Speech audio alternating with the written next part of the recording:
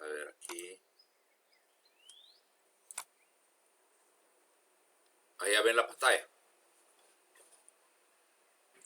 Sí, aquí ya la vemos.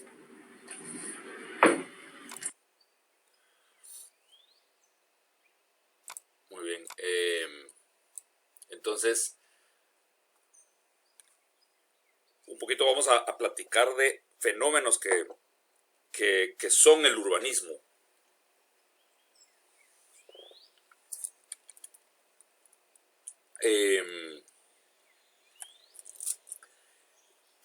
Fue como en el 2015, 2014, que salió este artículo de National Geographic. Yo estaba en la cola de las cajas de Pais comprando y vi el artículo ahí, entonces me la tuve que comprar. Bien interesante el artículo. Resulta que en el 2014 cumplimos con ser 7 billones de habitantes sobre el planeta.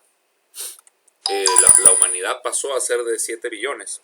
Y entonces la National Geographic hizo una serie de artículos que se llamó 7 Billion, donde un artículo se trataba de medicina, otro se trataba de economía, otro se trataba de, creo que el otro se trataba de tecnología, y otro se trataba de urbanismo, que básicamente son los aspectos donde la humanidad encuentra todos sus retos y oportunidades, ahora que somos 7 billones o más sobre la Tierra, ¿verdad? Entonces, a mí el de urbanismo me super llamó la atención, ¿verdad? Y entonces lo escribió Robert Kunzing, es el que lo escribió, y él es el que en su artículo empieza a explicar cómo, por ejemplo, Ebenezer Howard es un urbanista de finales del siglo XVIII, principios del siglo XIX, fue el que reaccionó, fue de los primeros pensadores que reaccionaron a esos problemas que las ciudades empezaron a tener durante la Revolución Industrial, que se empezaron a volver muy contaminadas. Y entonces, y muy hacinadas y con muchos problemas sociales. Acuérdense que fue la Revolución Industrial la que empezó el fenómeno de que la población se empieza a mudar del campo a la ciudad, y es cuando empiezan a aparecer las ciudades de millones de habitantes. El hombre durante los 12.000 años de estar haciendo ciudades que yo les conté la vez pasada, pues realmente siempre tuvo una vocación económica agrícola. Fue cuando vino la Revolución Industrial que por primera vez vienen los grandes cambios en la humanidad y se hace más dinero en la ciudad, se gana más dinero en la ciudad, entonces el hombre empieza a mudarse a la ciudad y empieza a ver también la contaminación por la instalación de las fábricas. Entonces empiezan las ciudades con problemas, ¿verdad? Entonces él escribe tenía esta forma de venderla, ¿verdad? Donde dice, la gente de dinero empieza a salirse de la ciudad y empieza a irse a las afueras de la ciudad a vivir. Es cuando empieza a ponerse también un poco de moda el irse a vivir como que a la casa campo, ¿verdad? Los que pueden. Entonces él dice, esa es la solución, ¿verdad? Salir de donde está todo sucio. Y entonces empieza a plantear que en el futuro todos debíamos irnos a vivir a unas ciudades, la ciudad jardín. Él es el que vende la idea de las famosas Garden Cities, el concepto de las famosas Garden Cities, y empieza a plantearlas como ciudades circulares, donde incluso también no solo él habla de dos cosas: bajarle la densidad a la ciudad y también separar los usos de suelo. Él es el que empieza a plantear entonces la idea de que debíamos separar los usos de suelo, y habla de ciudades redondas, digamos, repartidas así en el campo, y entonces cuando uno saca una sección de pie de una de esas ciudades puede darse cuenta cómo él propone la separación de usos, y habla que en el centro, por ejemplo, del círculo está el centro cívico. Aquí están todas las actividades, todos los cafecitos son los edificios de gobierno, digamos. Un anillo verde grande, como un gran parque central. Y luego, digamos, lo rosado casas con jardín. Digamos que lo negro es la casita y la fila de casitas, y toda la parte de jardines está aquí atrás. O sea, esta es la manzana, digamos. Es un sistema como de manzanas de casas con jardín. Luego otro anillo, que es otro parque, que es donde están los colegios, ¿no? Y luego otro anillo con más casas. Y finalmente al borde están, ¿cómo se llaman? Los mercados y las terminales de pasajeros, con la idea de que los trenes y esas cuestiones no entran a la ciudad, sino que solo las tocan tangencialmente, ¿verdad? Entonces ese era como que el concepto de él, de cómo debían separarse los usos. Y entonces las ciudades quedaban así. Y acá vemos él es, digamos, el que nos vendió la falacia de que las ciudades debían ser de baja densidad y que debían separarse los usos, y con eso se componían los problemas de la ciudad. Pero la verdad es que él vivía en una época en la que, si ustedes se fijan, en 1800 había 3 ciudades de más de 1 millón de habitantes. Las 3 ciudades de más de 1 millón de habitantes eran Londres, Pekín y Tokio. No existía ninguna otra ciudad del mundo que alcanzara 1 millón de habitantes. Y ustedes ven en esta gráfica, en el cuadrado de abajo de la derecha, que en el 2010, hace 10 años, ya eran 442 ciudades con más de 1 millón de habitantes, que son los puntos azules. Y los puntos negros son ciudades de más de 10 millones de habitantes. Entonces, aquí ustedes pueden ver el fenómeno, y esto no es un crecimiento poblacional. Obviamente hubo crecimiento poblacional, pero no es creado, este fenómeno no es creado por un movimiento poblacional, sino que es creado por también una migración del campo a la ciudad, muy acelerada. Imagínense, miren 1950, que no hace tanto de eso, hace medio siglo, eran 74 ciudades con más de 1 millón de habitantes. Y en Latinoamérica estaba el México DF, esta vez ser Lima, Santiago, Buenos Aires y Sao Paulo y Río, ¿verdad? Miren ahora, Latinoamérica, casi todas las capitales tienen más de 1 millón de habitantes, ¿no? Entonces, en realidad, las ciudades de más de 1 millón de habitantes o las ciudades de millones de habitantes son un invento moderno, o sea, son un fenómeno relativamente reciente, y no se puede hacer esa ciudad de baja densidad de la que habla Ebenezer Howard, simplemente no cabríamos, ¿verdad? Entonces aparece aparece Edward Glaeser. Edward Glaeser es un economista inglés que escribe un libro que se llama El triunfo de la ciudad. Y en ese libro él describe, y en ese libro, o sea, también entrevistó a Edward Glaeser para el artículo. Y entonces en ese libro, Edward Glaeser explica cómo las barriadas, es Bangalore en la India, la barriada de ahí es de millones de habitantes, o sea, creo que tiene como 2 millones de habitantes, es una como favela, ¿verdad? Y entonces él dice, esto es maravilloso, cuando la gente se muda del campo a la ciudad y viven en estas favelas, es mucho más fácil sacar de la pobreza al país, porque ya los tenemos acá. No solo van a ganar más dinero en la ciudad, sino que también darles salud, darles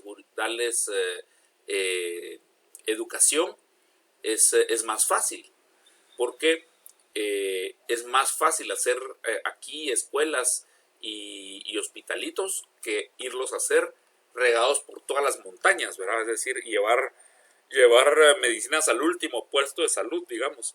Es mucho más complicado para el gobierno que poner un hospitalito cuando la gente ya se mudó del campo a la ciudad.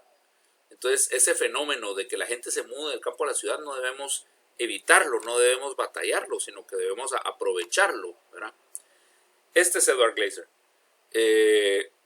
Y ese es el libro, Triunfo de la Ciudad. Entonces, en el libro básicamente él expresa lo bueno que son las ciudades, lo maravilloso que es la invención de la ciudad, y sobre todo esta invención de ciudades de millones de habitantes. La Universidad de Río de Janeiro, la Universidad Católica, puso wifi gratuito en una barriada gigantesca que hay en Río de Janeiro. Y el nivel de inseguridad bajó de una forma que ustedes no tienen idea, ¿verdad? Porque la gente se sintió que la están invitando a participar en la sociedad, ¿verdad? Y entonces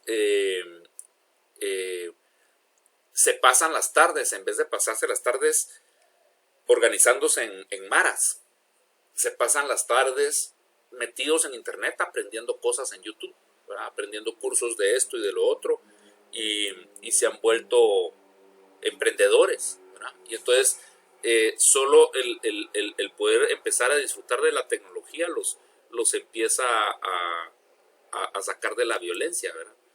Él compara en el libro las ciudades con, por ejemplo, el parqué de la Bolsa de Valores en Nueva York, que por cierto ya va a ser obsoleto, ¿verdad? Ya casi todo el trading va a hacerse, por ejemplo, este año cerró el parqué del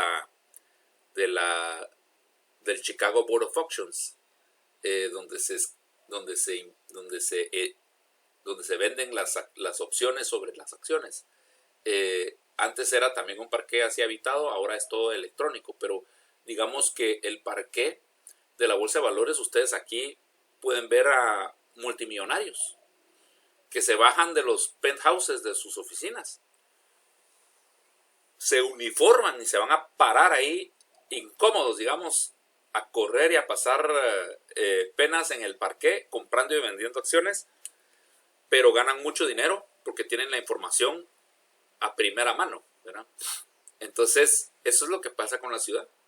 Cuando viene el campesino y se baja del bus en la terminal y ni siquiera habla bien español, ni siquiera entiende, él solo viene en búsqueda de un mejor futuro a la capital. Entonces se baja ahí en la terminal del bus y ve cómo bajan del techo del bus un costal de tomates y verduras, ¿verdad? Y entonces viene la doña del canasto y está ya negociando el costal, ¿verdad?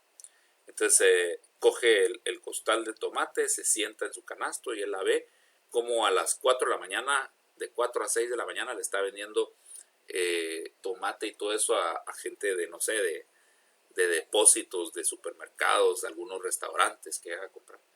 De ahí como que de 6 a 10 de la mañana llegan las señoras de las casas y venden los tomates a otro precio. Y después de las 10 el valor del precio del tomate empieza a caer, porque ya lo que le quedó ya no va a venderse ese día, ¿verdad? En la tarde ya son baratitos los tomates y si las cebollas, digamos, si no se venden ese día, las tiran porque las del día siguiente van a estar más frescas. Entonces, el valor de la cebolla va cambiando durante el día, ¿verdad? Y entonces él se da cuenta que sin hablar español, se da cuenta solo con señas cómo la señora está haciendo su negocio y empieza a aprender una manera de ganar dinero sin ni siquiera hablar bien español, ¿verdad? Eso es inmediato en la ciudad. En la montaña es muy difícil hacer eso, ¿verdad? Entonces, por eso es que la gente se muda del campo a la ciudad. Y entonces lo que sucede es que la ciudad, la información está más próxima y por eso las ciudades son el fenómeno donde el hombre gana más dinero. Este es el foro romano, ¿verdad? O sea, el invento de estar haciendo ciudades realmente y que existan lugares para eso tiene miles de años, ¿verdad? Entonces, los economistas les encantan las ciudades. De hecho, hay un fenómeno que ustedes van a descubrir de las personas que practicamos urbanismo en el mundo. El 30% somos arquitectos o gente que del aspecto de diseño, ¿verdad? 33%, la otra tercera parte son economistas y la otra tercera parte pues son abogados y otro tipo de humanistas, ¿verdad? Pero ese 33% de los economistas les fascina el urbanismo porque el urbanismo es eso, ¿verdad? El urbanismo es el uso de recurso escaso. Es el uso estratégico de un recurso que es el territorio, que es un recurso escaso, ¿verdad? Entonces, el urbanismo está muy relacionado con la economía. En el artículo él también entrevista a el padre de la ecología y le pregunta: ¿qué prefieres tú? Esas junglas de concreto. Este es el padre de la ecología, Stuart Brand. Él escribió un libro que se llama The Whole Earth Catalog, donde en los años 60 se empezó a tratar de hacer es una como Biblia, ¿verdad? Es enorme, y la idea es que tiene una lista de todos de todas las especies de fauna y flora que hay en el planeta, y él lo empezó a hacer porque se daba cuenta de que muchas estaban ya en peligro de extinción. Entonces, antes de que desaparecieran, él quería que existiera un levantado, digamos, de las que habían, para que cuando ya no esté la memoria o pues el registro de que existieron, ¿verdad? Y entonces a él se le reconoce como el mero padre de todo el movimiento ecológico que está tan de moda ahora. Y a él le preguntan: ¿qué prefieres tú? ¿Estas ciudades que son una jungla de concreto o las ciudades de Ebenezer Howard de baja densidad? Y él dice: obviamente prefiero las junglas de concreto, porque si tú puedes poner en un pequeño espacio a vivir a una gran cantidad de seres humanos, y entonces luego puedes dejar el resto del espacio virgen, tiene mucho menos impacto sobre la naturaleza que si tú empiezas a ocupar mucha área con un urbanismo de baja densidad y empiezas a evitar que ya, o sea, empiezas a ocuparlo todo, y entonces ya no van a existir lugares de reservas naturales, ¿verdad? Entonces tiene mucho sentido su respuesta. Y aquí ven ustedes una gráfica de cómo se llama, de el impacto de huella de carbón por habitante. Esa es emisión de gases de efecto invernadero por persona. Esta es la gráfica, y eso ustedes pueden ver acá.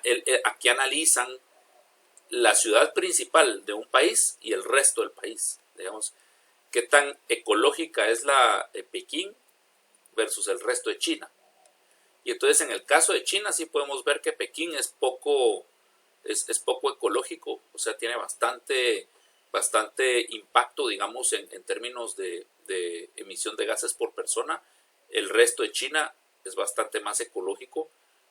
Uno no se lo imaginaría, no es la fama que tiene China, pero aquí está demostrado, ¿verdad? Pero en casi todos los países ustedes se pueden dar cuenta que la ciudad principal en realidad produce menos impacto de gas, de emisión de gas de efecto invernadero por habitante que el resto del país. Y es interesante, digamos, la agricultura tiene bastante impacto de gas invernadero. Digamos, en la ganadería, ustedes no tienen idea la cantidad de metano que sale de las vacas, ¿verdad? La vaca digiere el pasto, lo coloca por la parte de atrás, ahí en el pasto, y eso emana gases de efecto invernadero. Entonces la ganadería es sumamente antiecológica, ahí donde ustedes es contaminante, así como los carros, ¿verdad? Sao Paulo es una de las capitales más ecológicas del mundo. Es impresionante, los brasileños en Sao Paulo son los líderes en reciclaje de basura a nivel mundial.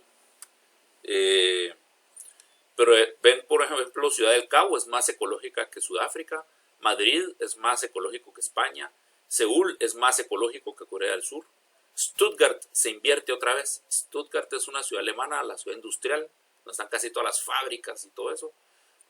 No es tan ecológica, fue destruida durante la Segunda Guerra Mundial y la reconstruyeron de forma muy distrital. Entonces se vive en un sector, se trabaja en otro, las oficinas están por allá. Entonces es digamos, muy americana en su forma de que fue reconstruida y en la forma que ha crecido. Y es bastante antiecológica. Bélgica, Bruselas es mucho más ecológico que el resto de Bélgica. Nueva York es mucho, mucho más ecológico que el resto de los Estados Unidos. Entonces ustedes pueden ver aquí cómo la densidad urbana es bastante más ecológica que lo suburbano. Y ustedes pueden ver acá cómo le echamos la mala fama a China, que es el gran contaminante del mundo. Pero miren quién es el gran contaminante en el mundo. Y miren cómo el tejido suburbano americano es por mucho lo que más emisión de gas efecto invernadero por persona produce, ¿verdad? Entonces esta gráfica siempre me parece muy, muy interesante. En el artículo él toca otro tema bien, bien fascinante, que es el desarrollo de una ciudad con la pobreza de un país. Eso también lo habla Edward Glaeser en su libro. Él dice, no existe ningún país urbano que sea pobre y no existe ningún país rico que sea suburbano, ¿verdad? O sea, y no existe ningún país rural que sea rico, ¿verdad? Entonces, ¿qué quiere decir? Cuando un país es urbano es cuando más de la mitad, digamos, de la población vive en las ciudades. Y cuando más de la mitad de la población vive en el campo todavía, ese es un país rural. Pues resulta que todos los países rurales son pobres todavía. Y todos los países que ya son urbanos, o sea, donde la mayoría de sus habitantes viven en las ciudades de ese país, ya no son países pobres. Ya son países que salieron de la pobreza, que están en vías de desarrollo, pero no se consideran países pobres, según los términos de los economistas, pues. Guatemala tiene el 52%, 53% de los guatemaltecos viviendo en las ciudades. Todavía tenemos el 47% que viven en el campo, en provincia. Vamos en una vía muy acelerada de urbanización. Se estima que dentro de 20 años el 78% de los guatemaltecos van a vivir en las ciudades. O sea, vamos a llegar a los estándares de los países desarrollados. En los países desarrollados, cabal, entre el 75 y el 80% de sus habitantes viven en las ciudades y el 20% vive en la provincia. Y ahí se estanca, como que de eso ya no pasa. Siempre se queda el 20% viviendo en la provincia, son los que se dedican a la agricultura, y el 80% del habitante en un país desarrollado se pasa a vivir a las ciudades. Y en ese proceso el país se desarrolla y sale totalmente de la pobreza y se estanca el crecimiento poblacional, porque en la ciudad la gente ya no tiene hijos. En el campo es donde la gente se llena de hijos, ¿verdad? Pero en la ciudad la gente ya no tiene hijos. Y entonces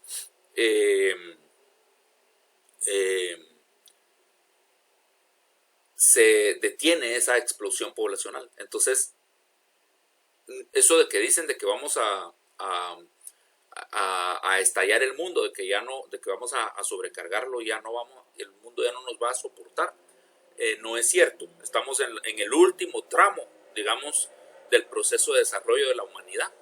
La gente se está mudando del campo a la ciudad en Latinoamérica y en África, y en los demás continentes ya lo hicieron, ¿verdad? Entonces, va a llegar un momento en que todo el mundo va a ser países desarrollados y el crecimiento poblacional se va a detener. Pero cuando eso sucede es cuando el país sale de la pobreza, y el ejemplo que da es Seúl, Corea. Si ustedes se ponen a pensar que en 1960, hace 60 años, Corea era un país tan pobre como Haití.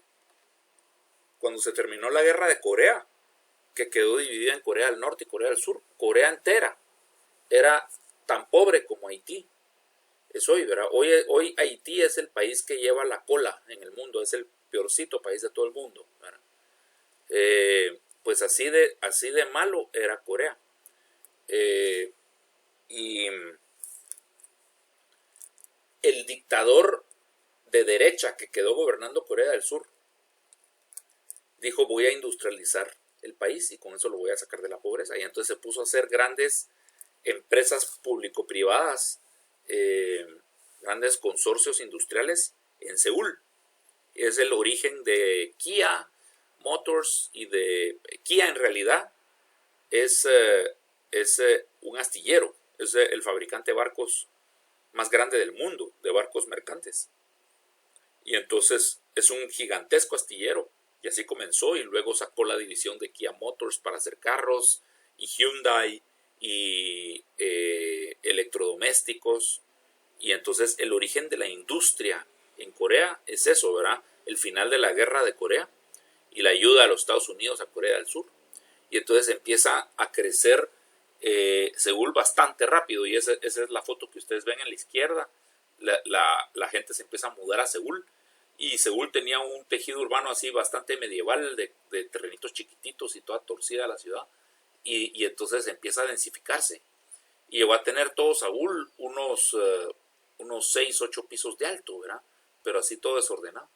Y después en las siguientes fases ya empiezan a comprar grandes extensiones de tierra para hacer megaproyectos de apartamentos, ¿verdad? Usan el Feng Shui y entonces organizan todos los apartamentos en una dirección. A mí no muy me gusta, siento como muy soviético todo el urbanismo. Así en la foto pues no se mira una ciudad muy linda, pero sí que lo es. Digamos, tiene bulevares muy arbolizados y bien iluminados y un sistema de transporte público impecable, ¿verdad? Es una ciudad moderna. Entonces empezaron a expropiar estas partes de viejas de la ciudad y a reconstruirlas. Y en el crecimiento rápido de Seúl de estos últimos 60 años, se contaminaron muchos ríos, se arruinaron una serie de recursos naturales, pero como ahora ya es un país rico, regresan y los están recuperando, ¿verdad? Y entonces han recuperado un montón de ríos que tienen agua limpia otra vez y los usan como parques lineales de la ciudad. Y hay una serie de fenómenos que están pudiéndose dar el lujo ahora que son un país sumamente rico, ¿verdad? El coreano promedio gana más que el europeo promedio, ¿verdad? Y así fue como se desarrolló la ciudad de Seúl, ¿verdad? Como capital del Corea del Sur. El coreano promedio de hoy es 15 centímetros más alto que el coreano de los años 60. O sea, los nietos son 15 centímetros más altos que los abuelos. Imagínense. Otro estudio interesante que aparece en el artículo es este hecho por Shulman Angle. Él lo que se pone a averiguar es un estadista. O sea, él lo que hace es que lleva estadísticas. Y entonces hace un conteo de habitantes por ciudad, según los datos demográficos, y un análisis de fotos satélite, donde él lo que analiza es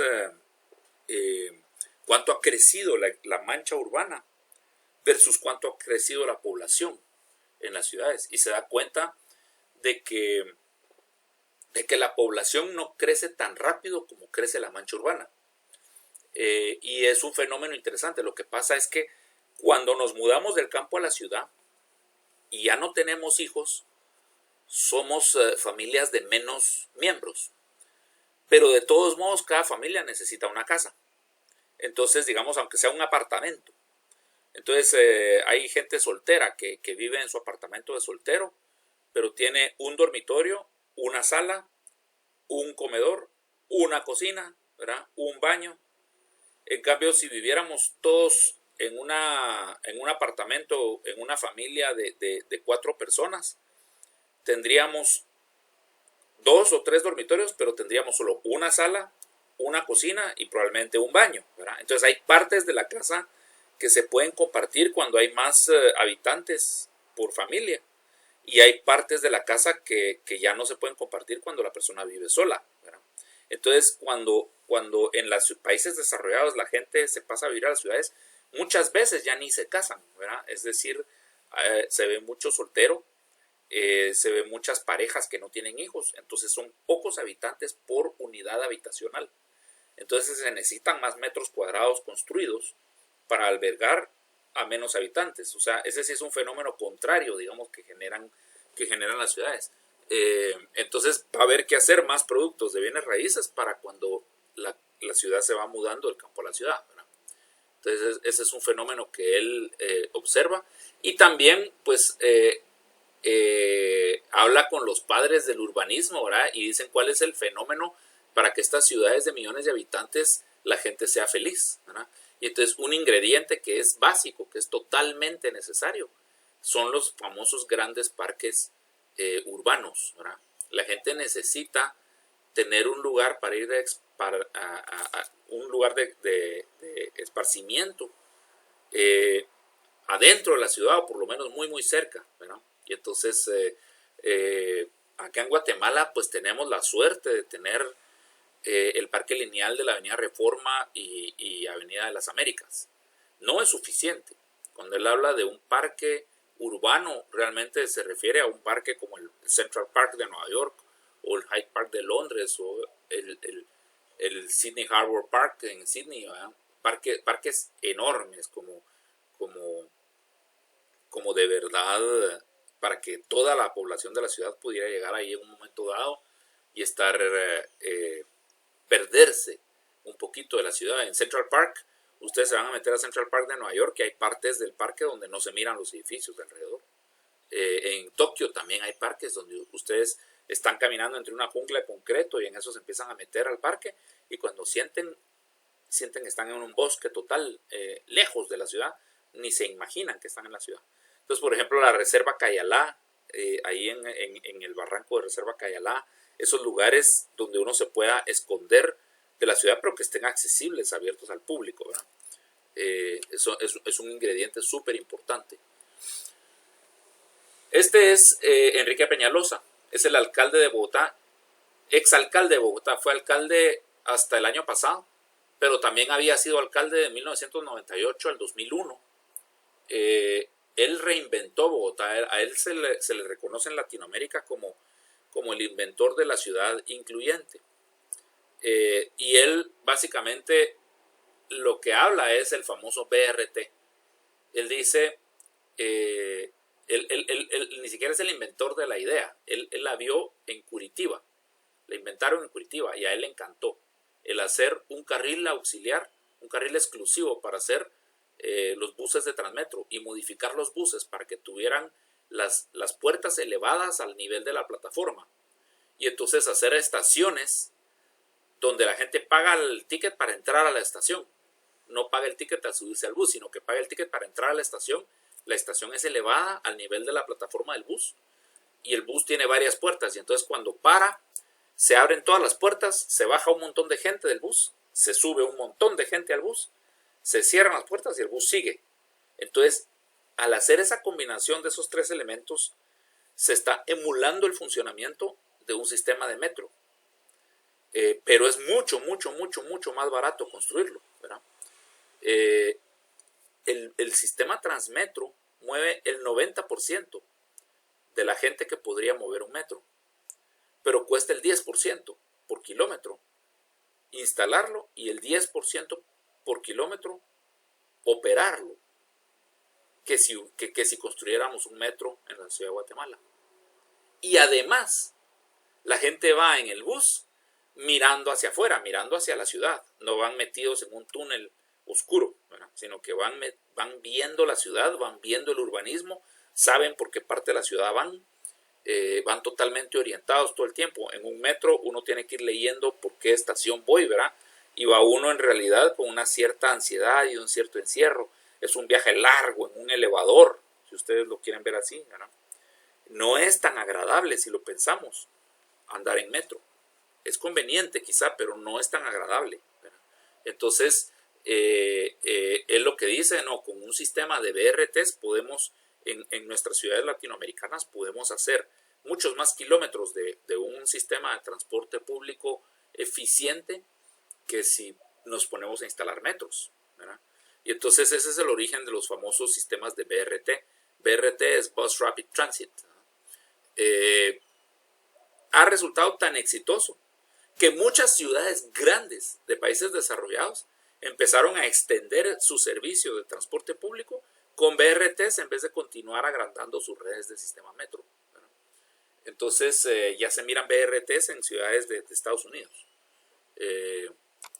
Y entonces es interesantísimo cómo se transformó el mercado de las bienes raíces de Bogotá, ¿verdad? Ustedes en Bogotá compran una inmobilia, digamos, y en la contraportada está un mapa de Transmetro con todos los proyectos inmobiliarios a la venta, utilizando el mapa de Transmetro como referencia.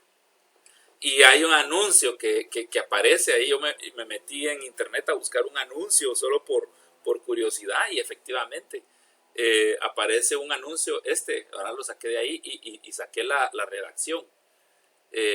Y me encanta la redacción. Dice: casa en conjunto residencial en sector de alta valorización sobre la autopista sur, futura estación 3M de Transmilenio. 4 ambientes, alcobas, 2 baños. El conjunto cuenta con vigilancia privada, circuito cerrado de televisión, nueva reja de seguridad, 2 salones comunales, zonas verdes, parque infantil, parqueadero, portería, chute de basura, excelente alumbrado, comercio interno y externo. El sector cuenta con universidades, gasolineras, vías en excelente estado. Próximamente servicio de Transmilenio. Verla es comprarla. Es interesante cómo anuncian sus bienes raíces en relación al sistema de transporte público tan eficiente y que vino a valorizar tantas partes centrales de la ciudad, ¿verdad? Y entonces miran ustedes proyectos gigantescos. Estos son proyectos de apartamentos y oficinas encima de una estación de transferencia de Transmilenio. Y esto es lo que yo les decía la vez pasada, que estos son los proyectos que hizo falta montarle encima a ese proyecto ¿cómo se llama? Del Metroriel del que hablan, ¿verdad? En cada una de las 8 estaciones del famoso Metroriel a lo largo del Atanasio, ¿verdad? Y que va a venir uno desde el norte hasta el sur de la ciudad, desde que va a unir el Segma con ¿cómo es que se llama el del norte? Siempre se me olvida. El Centranorte. El Centranorte. Va a unir el Centranorte con el Segma y hacer 8 paradas a lo largo. Y para mí tiene 2 errores el proyecto. Uno es que lo están haciendo con tranvía férreo, o sea, con riel. Es 10 veces más caro, ¿verdad? Si lo hicieran con BRT, les quedaría re sencillo crear las pistas de concreto, donde ahorita están las líneas de tren que están obsoletas, ¿verdad? Si se fijan, estuvieron tratando de poner a caminar a la chula para empezar a implementar y aprobar el proyecto, y le salía tan caro cambiarle todos los durmientes a la línea de tren para ¿cómo se llama? Para poder utilizarla, pues no soportaba la locomotora, que lo abandonaron, ¿verdad? Entonces, hacer la línea férrea va a ser carísimo. Sería mucho más barato fundir el carril de concreto, como se ve, para que soporte buses tipo Transmetro. Luego la flotilla de buses tipo Transmetro que se usaría ahí, podría utilizarse. El sistema Transmetro también es más flexible. Por ejemplo, no sé, hay un concierto de Ricardo Arjona en Cayalá. Entonces ponen esas estaciones temporales de metal que van y colocan, ¿verdad? Y agarran parte de los buses de la flota y los usan para llevar a gente al concierto, ¿verdad? En las horas pico se necesitan más buses en esta otra ruta que acá. Entonces empiezan a sacar buses de esta flota y se trasladan a que hagan otro circuito, y así, ¿verdad? Es mucho, mucho más flexible el sistema BRT que un sistema férreo, ¿verdad? Entonces, para mí que debieran hacer un sistema férreo. Y luego, en cada una de esas 8 estaciones, debieran de no hacer un sistema férreo, debieran hacer un sistema de bus. Podrían hacerlo eléctrico, podría ponérsele catenaria y los buses podrían ser eléctricos. Existen esos buses, ¿verdad? En fin, y también encima de cada una de las 8 estaciones se debería de ver un proyecto de desarrollo urbano tipo 4 grados norte, ¿verdad? O sea, estos TODs, Transit Oriented Developments, que les hablaba yo en la clase anterior, ¿verdad? Entonces, eso sí se mira en Colombia, ¿verdad? Y entonces Enrique Peñalosa tiene varios dichos muy, muy bonitos, ¿verdad? Él es el que dice que nuestros ancestros se paraban en la llanura y estaban seguros que el sol le daba la vuelta a la tierra, porque lo miraban salir por un lado y ponerse por otro. Entonces estaban totalmente seguros de que el sol le daba la vuelta a la tierra. Pero no es así. El sol no le da la vuelta a la tierra. Entonces, el urbanismo es engañoso, ¿verdad? El urbanismo, yo a veces estoy en el carro y estoy atorado y digo, es que si solo hicieran un paso a desnivel en el semáforo de la no sé tal, me arreglan este problema. Y eso no es cierto, ¿verdad? Cuando hacen el paso a desnivel, resulta que el problema se traslada 500 metros más allá, pero de todos modos existe, ¿verdad? Entonces, el urbanismo es eso de estar haciendo pasos a desnivel, es como estarle agregando agujeros al cincho cuando me estoy engordando, ¿verdad? Entonces estoy un poquito gordo, ya no me cierra el cincho. La solución es le abro otro agujero al cincho, ¿verdad? Eso no es donde se deben ir los recursos de la ciudad. De hecho, si yo no hago el paso a desnivel y el tráfico está fuertísimo, entonces resulta que las condiciones de mercado para irse a vivir a Carretera del Salvador, ya no soporto irme a vivir a Carretera del Salvador. Entonces las ventas de las casas allá caen, ¿verdad? Entonces, como caen las ventas de casas en Carretera del Salvador, entonces la gente empieza a regresarse a comprar apartamentos en la ciudad. Entonces los desarrolladores dejan de hacer casas en Carretera del Salvador y empiezan a densificar la ciudad, que es lo que necesitamos, ¿verdad? Entonces imagínense toda la zona 9, imagínense toda la Montúfar, la Plazuela España ya completada con edificios de apartamentos. La Montúfar se rescata, pues, porque ahorita es como barrio rojo, ¿verdad? Pero ya se densifica, imagínense toda la Montúfar, así de unos 6 pisos. Ahí debajo del aeropuerto se pueden hacer 6 pisos perfectamente. Es puro París, ¿verdad? Toda la zona 9, Tívoli, por ahí, lleno de edificios de apartamentos, y que se vengan a vivir apartamentos aquí a un pie de la Reforma. Toda la gente que se atora tratando de salir de San Cristóbal o toda la gente que se atora en Carretera del Salvador, y empezamos a hacer un Buenos Aires aquí en la zona 9, pues, ¿no?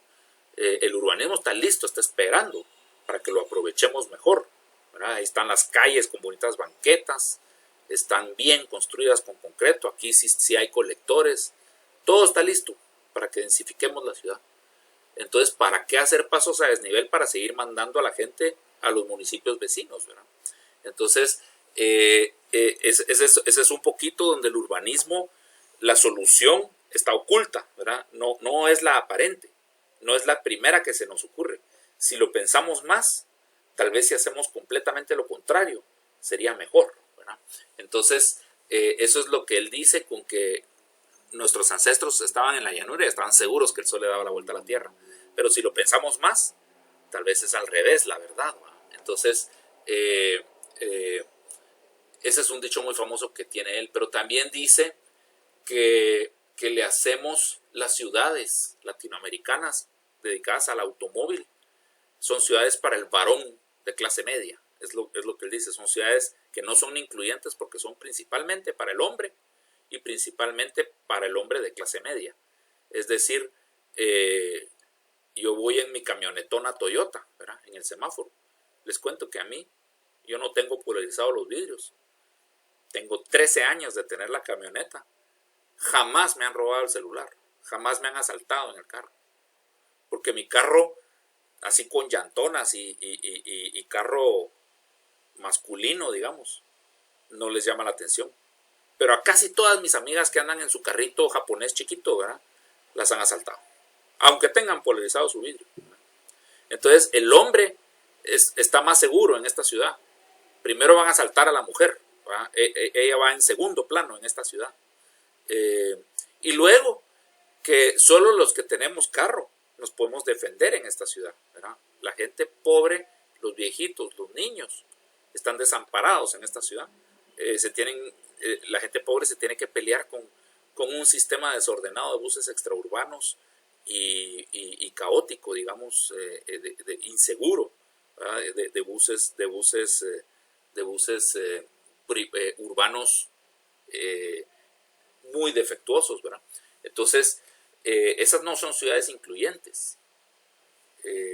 Para ser ciudades incluyentes tenemos que hacer un sistema de transporte público de primera. Entonces él, cuando inventó el Transmilenio, que es el Transmetro de Bogotá, hizo eso, ¿verdad? Primero, que tenga un nombre sexy, ¿verdad?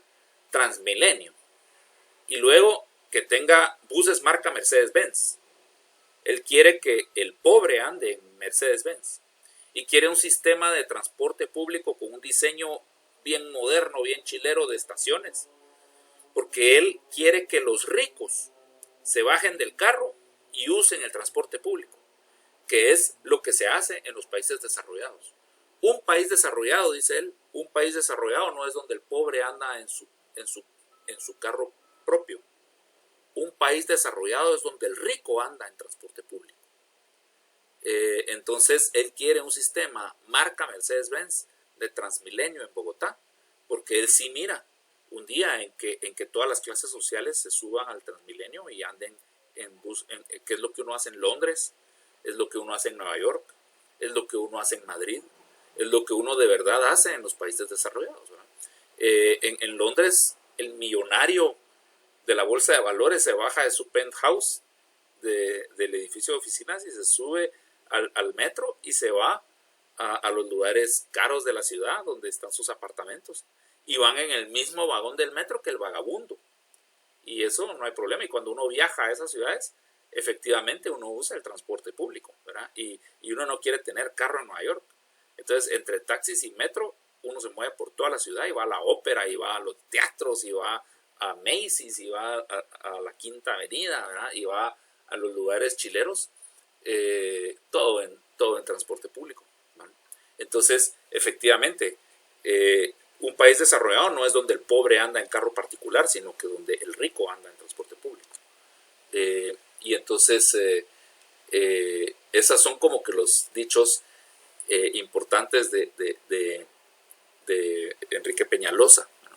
Nosotros hicimos un cálculo cuando estábamos promoviendo Fundación Crecer 4 grados norte, digamos la construcción de la Plaza de la República, ahí debajo de la rotonda, ahí frente al Banco Industrial, y estábamos haciendo el PLOT, el plan local de ordenamiento territorial del sector de la zona 4, que digamos entre el POT de Guatemala es bien inteligente. Como está basado en el Smart Code de Estados Unidos, tiene un capítulo que se llaman los PLOTs, los planes locales de ordenamiento territorial.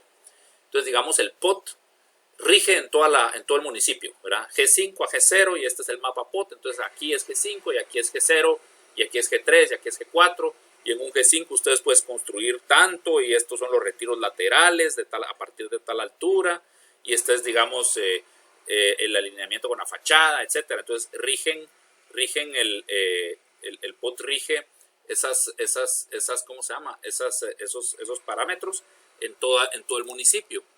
Pero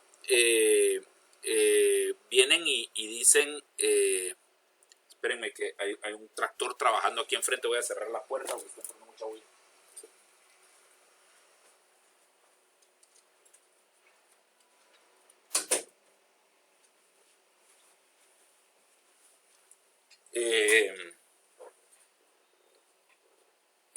Entonces vienen y existe una posibilidad de hacer un PLOT, un plan local de ordenamiento territorial, que es uniéndose vecinos y con la municipalidad en un cierto sector. Uno quiere que la ciudad sea un poco diferente, entonces hace un perímetro donde dice: aquí se usa siempre de G5 a G0, pero los parámetros cambian un poquito. Entonces se puede usar un PLOT, por ejemplo, para hacer un sector como Cayalá, que tiene una arquitectura distinta, digamos, y el PLOT puede incluso llegar a decir: solo se puede usar color blanco y teja, ¿verdad?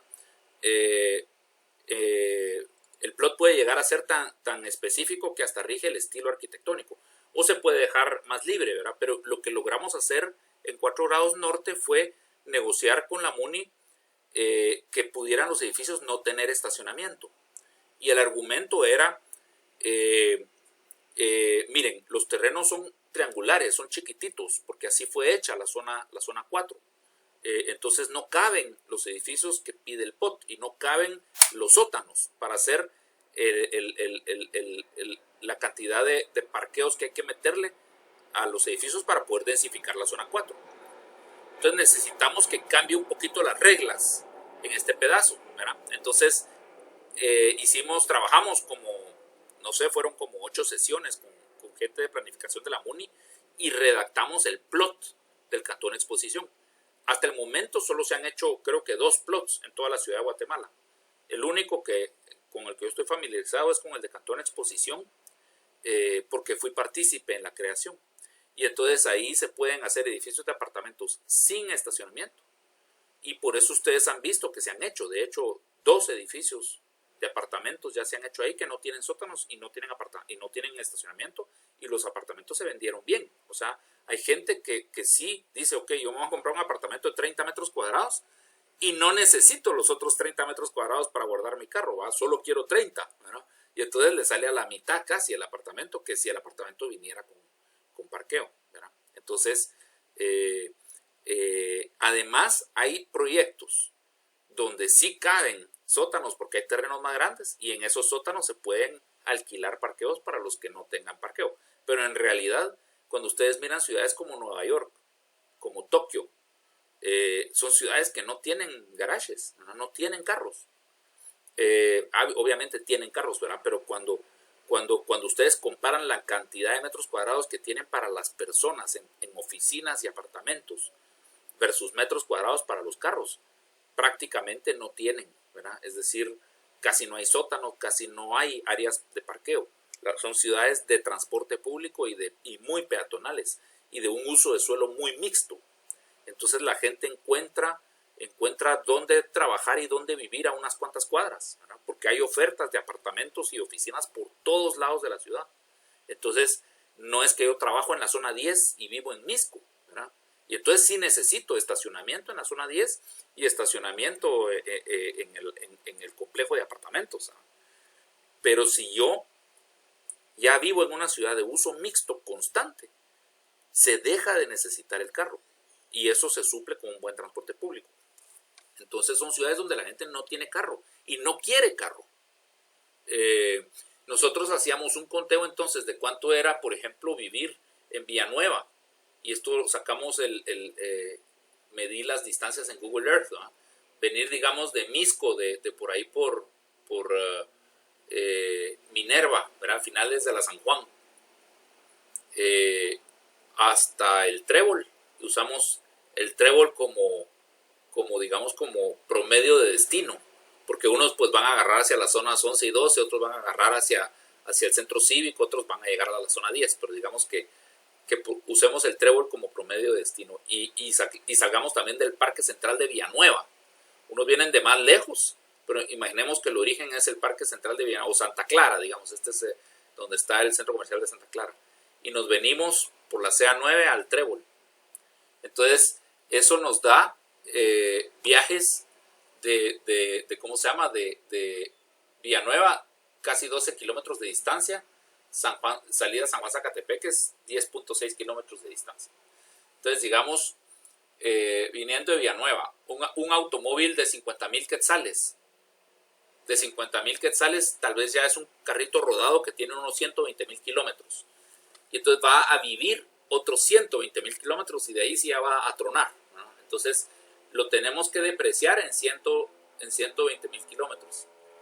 Pero son dos viajes diarios de ¿cómo se llama? De 11.8 kilómetros.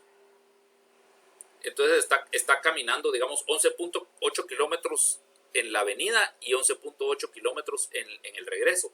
Casi que son 24 kilómetros diarios, ¿verdad? Entonces, aquí vamos a depreciar los 120,000 kilómetros. Son como 41 centavos por kilómetro, ¿verdad? Lo que estos 50,000 quetzales, al dividirlos dentro de 120,000 kilómetros, nos cuesta 41 centavos el kilómetro de carro. Las llantas, un juego de 4 llantas de 1,200 quetzales, dura unos 40,000 kilómetros, ¿verdad? Entonces, son 3 centavos de llanta por kilómetro. Hacerle un servicio cada 15,000 kilómetros, porque no se los hacemos cada 5,000 kilómetros, sino que ya Cuando está celeste el aceite, entonces le cambiamos el aceite, ¿verdad? Entonces 700 quetzales de servicio de cambio de aceite y lo que haya que hacerle en el servicio mayor, ¿verdad? Frenos, son 15,000 kilómetros, entonces son 4 centavos por kilómetro. Gasolina en esa época estaba en 37 quetzales el galón, ¿verdad? Y un carrito de esos camina unos 40 kilómetros por galón. Entonces son como 92,5 centavos por kilómetro. Entonces el costo real del carro son 1.4 quetzales por kilómetro. Y eso lo manejo 1.8 kilómetros por 2 diarios. Son 33 quetzales diarios de carro, ¿verdad? De costo de movilidad por 22 días al mes. Son 726 quetzales. Son $100, digamos, mudarme en carro de Villanueva a trabajar a la zona 10. Y conseguir parqueo en la zona 10 cuesta otros $100. $100 al mes, otros 800 quetzales al mes para que me alquilen un parqueo en la zona 10. En esa época estaban como en 400 quetzales al mes la zona 4, ¿verdad? Entonces, digamos, unos $50 la zona 4. Son entre 150 y $200 extra al mes por familia el vivir en Villanueva y trabajar en la ciudad. Entonces son $200 extra que se pueden ir a la hipoteca y comprarse un apartamento, ¿verdad? En la zona 4. Entonces, sí, digamos, es interesante hacer esos estudios financieros para descubrir el costo extra de impuesto que nos hemos puesto por irnos a vivir a los suburbios, ¿verdad? Esta es una imagen bien interesante, animada, del crecimiento de la ciudad, ¿verdad? De la ciudad capital. Entonces ustedes pueden ahí ver cómo en 1821, hace 200 años, cuando nos independizamos, pues era la zona 1, ¿verdad? Estaba la zona 1, sí estaba Ciudad Vieja y estaba la vía. Ya existía el Cerrito del Carmen, obviamente, ese es el origen de la ciudad de Guatemala en el Valle de las Vacas. Y estaba el embrión de lo que es ahora la Bolívar.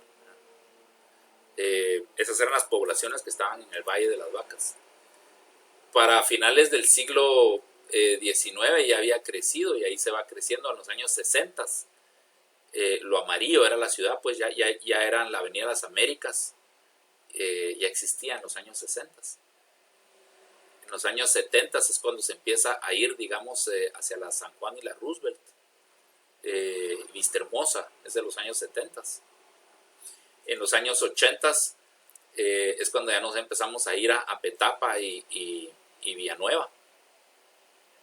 Y en el 2020 estamos en los municipios hasta Santa María de Jesús. Hemos afectado Santa Lucía, Milpas Altas, ¿verdad? No digamos La Unión, ya casi que tenemos el fenómeno de movilidad, digamos, para trabajar en la ciudad, afecta incluso a la antigua Guatemala. Ayer estuve en la antigua Guatemala con el alcalde y con el consejo municipal de allá, y me dicen, cabal, el fenómeno de movilidad a la hora pico empieza a las 4 de la mañana, ¿verdad? El éxodo de la antigua Guatemala para venir a trabajar a la ciudad de Guatemala. Total, estas son fotos antiguas, digamos, de la ciudad de Guatemala. Su plan maestro, era una antigua Guatemala, pero más moderna, ¿verdad? Porque como ya habían hecho la antigua Guatemala, los españoles decidieron mudarla para acá, pero entonces la diseñaron un poco más moderna, digamos, que la antigua Guatemala, más grande también. Pero básicamente una réplica. Fotos de una ciudad que es donde vivimos, pero que ha cambiado mucho, ¿verdad? Y entonces casi que ya no existe, ¿verdad? A mí me encanta ver estas fotos antiguas.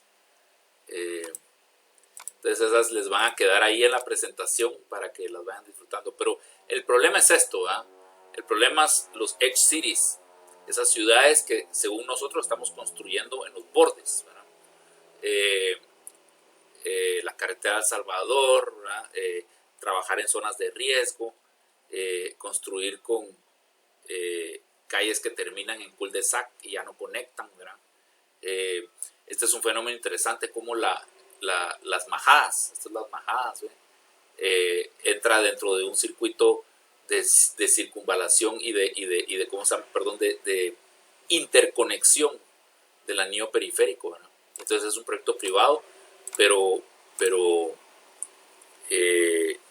no se puede cerrar, ¿verdad? Las majadas es totalmente privado, pero las 24 horas del día está abierto porque es parte del nodo de interconexión de ahí, de atrás del periférico. Este es un conteo bien interesante. Es un poquito antiguo, ¿verdad?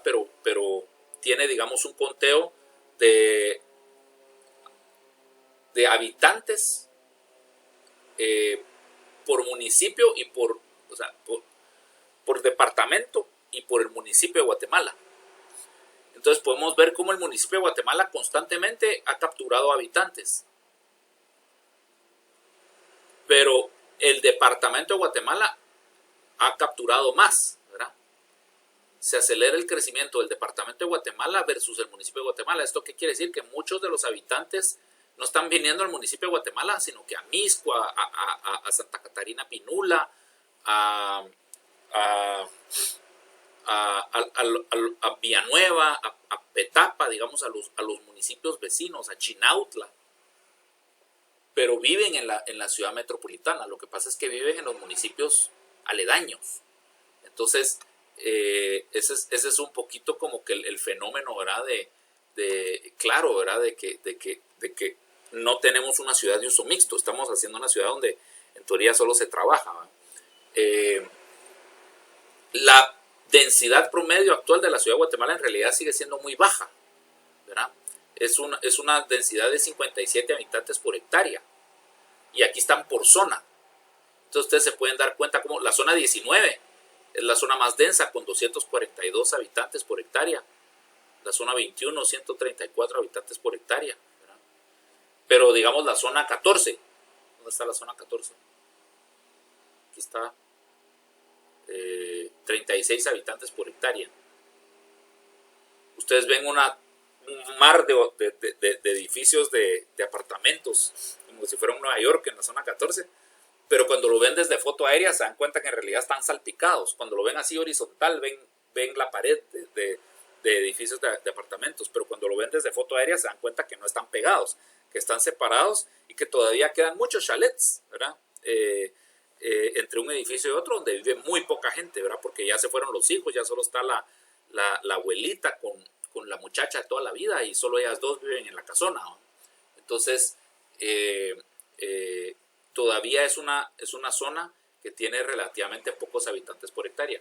Sin embargo, miren la zona 1 conserva bastantes habitantes por hectárea, 108 habitantes por hectárea. Aún así, la ciudad de Guatemala tiene pocos habitantes por hectárea. Miren la ciudad de Bogotá, 195 habitantes por hectárea. Hong Kong, 285 habitantes por hectárea. Este es exagerado, pero digamos, llegar a una densidad como la de Bogotá sería fabuloso, ¿verdad? Es decir, todavía tenemos mucho territorio por ocupar.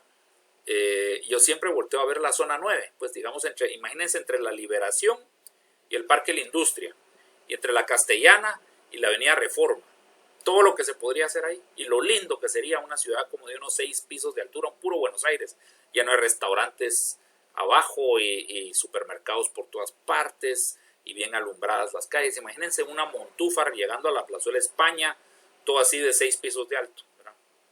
¿Quién no querría vivir ahí? Pero bueno, nos va a tocar hacerlo, ¿verdad? Entonces estos son los grandes retos de la ciudad de Guatemala. Estábamos hablando, les quiero contar, estas son noticias frescas. Estoy desarrollando un edificio de vivienda de interés social en la zona 21 y estaba teniendo mucha limitación, estoy teniendo mucha limitación porque en Pagua tiene una infraestructura muy deficiente que ha ido heredando de cuando el sector privado va construyendo la ciudad y le va entregando las cañerías a Empagua, ¿verdad? Y entonces muchas partes de la ciudad fueron construidas con mucho ahorro, ¿verdad? Y entonces pues tienen una infraestructura muy difícil de operar y muy insuficiente, ¿verdad? Entonces, cuando yo era director, yo fui director del FHA, en los últimos 2 años entregué en noviembre, y entonces impulsamos un reglamento, que es el reglamento de los MUVIs, el reglamento de los módulos urbanos de vivienda de interés social. Y esa es otra negociación con la municipalidad que fue exitosa, ¿verdad? Donde le decimos a la MUNI, miren, si podemos hacer una vivienda de 250,000 quetzales, debieran de permitirnos hacer unos edificios de 6 pisos de alto, sin elevador y sin estacionamiento. Porque es para la gente que ahorita vive en las barriadas debajo del Puente del Incienso, o viven ¿cómo se llama? En San José Pinula, y se pelean con 35 quetzales de transporte extraurbano, ¿verdad? Y salen a las 4 de la mañana a su casa para venir a trabajar a la ciudad. O son los que vienen de Alotenango y Antigua, pues a trabajar a la ciudad. Entonces, ¿por qué no nos dejan hacer acá vivienda de 250,000 quetzales que ellos pudieran comprar? Y están a 500 metros de un sistema de Transmetro o transporte público, y 6 pisos sin elevador son factibles. Ustedes van a Europa y en Europa es muy común encontrar edificios de 6 pisos de altura sin elevador, y la gente vive ahí. Yo viví en uno de 8 niveles en Roma, sin elevador. Entonces, cuando ustedes tienen todas esas exigencias de X cantidad de estacionamiento por apartamento y que tiene que tener elevador después de 4 pisos, lo que están haciendo es dejando sin casa a un montón de gente que pudiera vivir en la ciudad, y que actualmente pues la están mandando a vivir afuera de la ciudad por sus reglamentos. Entonces, negociamos el reglamento de los MUVIs, y entonces la idea es que empiecen a aparecer edificios de vivienda de interés social por toda la ciudad, pero ha sido difícil porque los terrenos que hay en la ciudad son pequeñitos, y esos terrenos pequeñitos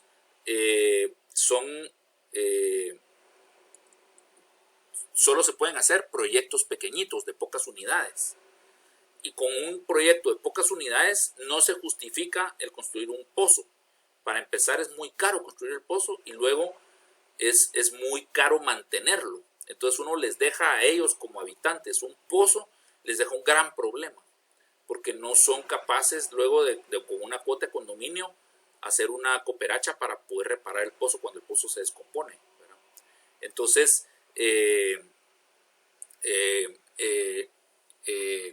la solución del pozo, imposible, ¿verdad? Y entonces, pero en Pagua no me podía dar agua. Entonces negociamos una idea fabulosa, y esa se la creó el que me hizo el diseño hidráulico, y me dijo water harvesting, conseguir el agua de lluvia, ¿verdad? Es decir, se hace un gran aljibe a la par del edificio, debajo del jardín o la placita, digamos, y entonces ese aljibe se rellena durante el invierno, capta todo el agua de lluvia y se mantiene lleno durante el invierno, capta el agua de lluvia de los techos y de la placita, ¿verdad? Entonces se mantiene lleno durante el invierno, y en el verano se empieza a consumir, y alcanza para consumirse durante todo el verano. Con el patrón de lluvias que tiene la ciudad de Guatemala, llueve, incluso aunque sea época seca, llueve por lo menos una vez al mes. Una madrugada amanece lloviendo, ¿verdad? Amanecen mojadas las calles. Entonces, en realidad la ciudad de Guatemala no tiene problemas de agua si aprovechamos el agua de lluvia. Lo que pasa es que nunca se ha hecho. La cultura siempre ha sido extraer el agua con pozos del subsuelo, utilizarla y luego entubarla y mandarla al Motagua o al Villalobos, ¿verdad? Entonces hemos ido resecando el subsuelo de la ciudad, y hemos ido impermeabilizando también el suelo, y entonces no solo ya no le penetra agua nueva, sino que tampoco aprovechamos el agua que llueve en los techos, ¿verdad? Entonces, con esta solución vamos a empezar a cambiar el parámetro. Estamos cabal haciendo las memorias de cálculo y todos los planos finales de cómo rediseñar el sistema para el abastecimiento de agua pluvial. Y en Pagua nos va a dar conexión, pero va a tener compromiso de darnos solo X cantidad de agua al mes. Entonces, si digamos en realidad no se va a necesitar nada de esa agua. Va a ser como una conexión de pura emergencia. Si algún mes de verdad se secó el aljibe y no alcanzó, entonces agua de Empagua sí puede entrar, pero solo X cantidad. Cuando el contador llegue a ese conteo, se detiene. Son unos contadores nuevos que existen, que son controlados son electrónicos, ¿verdad? Entonces ellos van llevando la cuenta de cuántos metros cúbicos ya abastecieron, y cuando se llegó a ese metraje, cierra la válvula y ya no da más agua, sino que hasta el mes entrante, ¿verdad? Entonces, en un caso de emergencia, sí pudiera ser necesario pues que compraran unas sus pipas, ¿verdad? Y llegaran a llenar el aljibe con cisternas. Pero en realidad hemos calculado el aljibe pluvial con un 20% de extra, ¿verdad? Y utilizando el patrón de lluvias de los últimos 20 años, incluyendo años niña y años niño, ¿verdad? Entonces, están fascinados los de Empagua con esta idea. Va a ser el proyecto piloto, y si esto funciona, pues puede ser la forma en que se pueden hacer ahora los edificios con aljibe pluvial en vez de pozo, incluso los edificios de Vistahermosa y los edificios de zona 14, ¿verdad? Entonces, están muy contentos en la MUNI con la idea y nos están apoyando bastante con eso. Pero, digamos, esos son los grandes retos a los que la MUNI se está constantemente viendo en compromiso de manejar una ciudad del tamaño de esta, ¿verdad? Proyectos que cambian a la ciudad, proyectos que afectan mucho a los proyectos clave, ese famoso anillo metropolitano del que se ha hablado tanto, ¿verdad? Se ha dejado de hablar bastante últimamente, gracias a Dios, pero la idea de hacer ese anillo metropolitano cuando estuvo muy de moda el proyecto a finales del gobierno de Pollo Ronco. En esa época, entonces, el alcalde Arzú le pidió a Oliver Harleben que hiciera un cálculo de si el proyecto era bueno o malo para la ciudad. Y Oliver hizo un estudio, hicieron unos conteos de tráfico y descubrieron esto. Esta es la ciudad de Guatemala. Esta es la cantidad de tráfico que entra y sale de la ciudad de Guatemala desde el Atlántico. Esto es lo que viene de Santa Catarina Pinula. Esto es lo que viene de Petapa. Esto es lo que viene de la CA9, o sea, de la carretera al Pacífico. Esto es lo que viene, lo que entra y sale todos los días de la carretera a Misco, digamos, a la San Juan y la Roosevelt juntas. Entonces ustedes aquí ven el porcentaje de esta flecha roja que quiere agarrar para carretera al Atlántico. El porcentaje de la gente que viene del Atlántico que quiere agarrar para Petapa. El porcentaje de la gente de carretera a Salvador que quiere ir al Pacífico, ¿verdad? O que quiere seguir de largo para irse a la Antigua. Entonces, estos son los brazos que uno atendería, digamos, decir, ok, no necesita pasar por la ciudad, podría irse por el anillo periférico metropolitano. Entonces, en realidad, digamos, donde podemos ver una cierta relación es entre la gente que viene del Pacífico y que quiere ir hacia la Antigua, digamos, hacia la... aquí tal vez sí vemos un brazo considerable, pero la mayoría no necesitan un anillo periférico. Son gente que viene de las afueras hacia adentro de la ciudad. No es tráfico que está viendo de atravesar la ciudad, sino que quiere ir de la periferia al corazón de la ciudad. Entonces no van a utilizar un anillo metropolitano, ¿verdad? Prácticamente es el 70%, pues. El 10% es el tráfico que necesitará atravesar la área metropolitana de Guatemala en el 2010. Este es un estudio antiguo, ¿verdad? Pero no es que se necesite un anillo metropolitano, y por consiguiente es mejor no hacerlo, porque si lo hacen, lo que hacen es lo mismo que hizo Eisenhower con su proyecto de autopistas, ¿verdad? Cuando construimos carreteras, lo que hacemos es que le damos acceso a tierra muy lejana, y entonces aceleramos la expansión de baja densidad de la ciudad. Mientras que si hacen falta esas carreteras, entonces la gente mira cómo se muda a vivir a una ciudad más vertical, en lugar de seguir impactando con tráfico la ciudad. Entonces, aquí por ejemplo, es un análisis de la famosa VAS, la construcción de la VAS, que viene es parte de ese megaproyecto, ¿verdad? Pero entonces la construcción de la famosa VAS, su trazo y cómo llegaría a la ciudad de Guatemala y su impacto, ¿verdad? Esta es la radial del sur, es la VAS, como viene desde Santa Clara y pasa por el Barranco de Boquermonte para venir a enchufarse al aeropuerto, por ahí por el Domo y a la Atanasio, ¿verdad? Por eso ustedes ven toda esa construcción de pasos a nivel en la Atanasio hasta la Petapa, es en preparación al enchufe de la VAS, ¿no?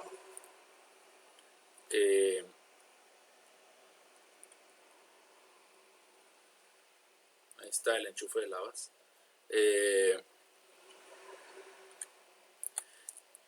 El otro proyecto transformador de ciudad clave es el Transmetro, ¿verdad? Es súper importante ya poder lograr hacer que el Transmetro cubra toda la ciudad, ¿verdad? Este es el plan maestro de Transmetro de principios de los años 2000, digamos, creo que es como del 2005. Aquí está, cabal, 2005.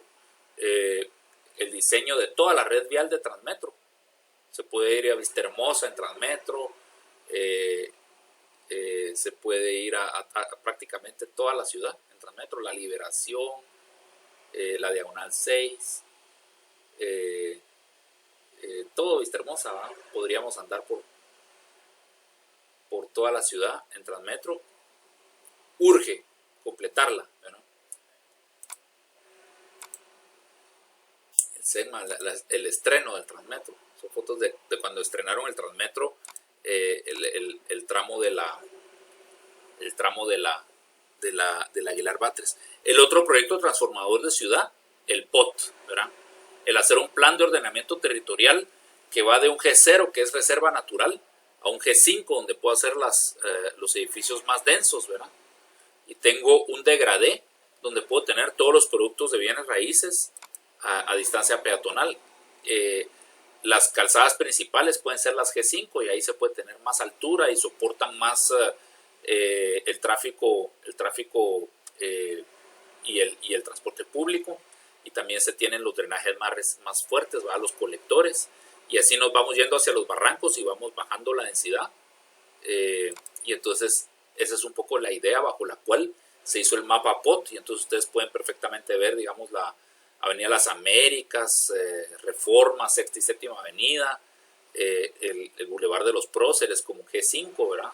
Diagonal 6, y entonces según nos vamos yendo hacia los barrancos de Oakland, barrancos de Vistahermosa, este es el Boulevard de Vistahermosa, podemos ir bajando la zonificación hasta llegar a reservas naturales, y está hecho el mapa POT para todo, incluso las zonas 16 y 17, ¿verdad?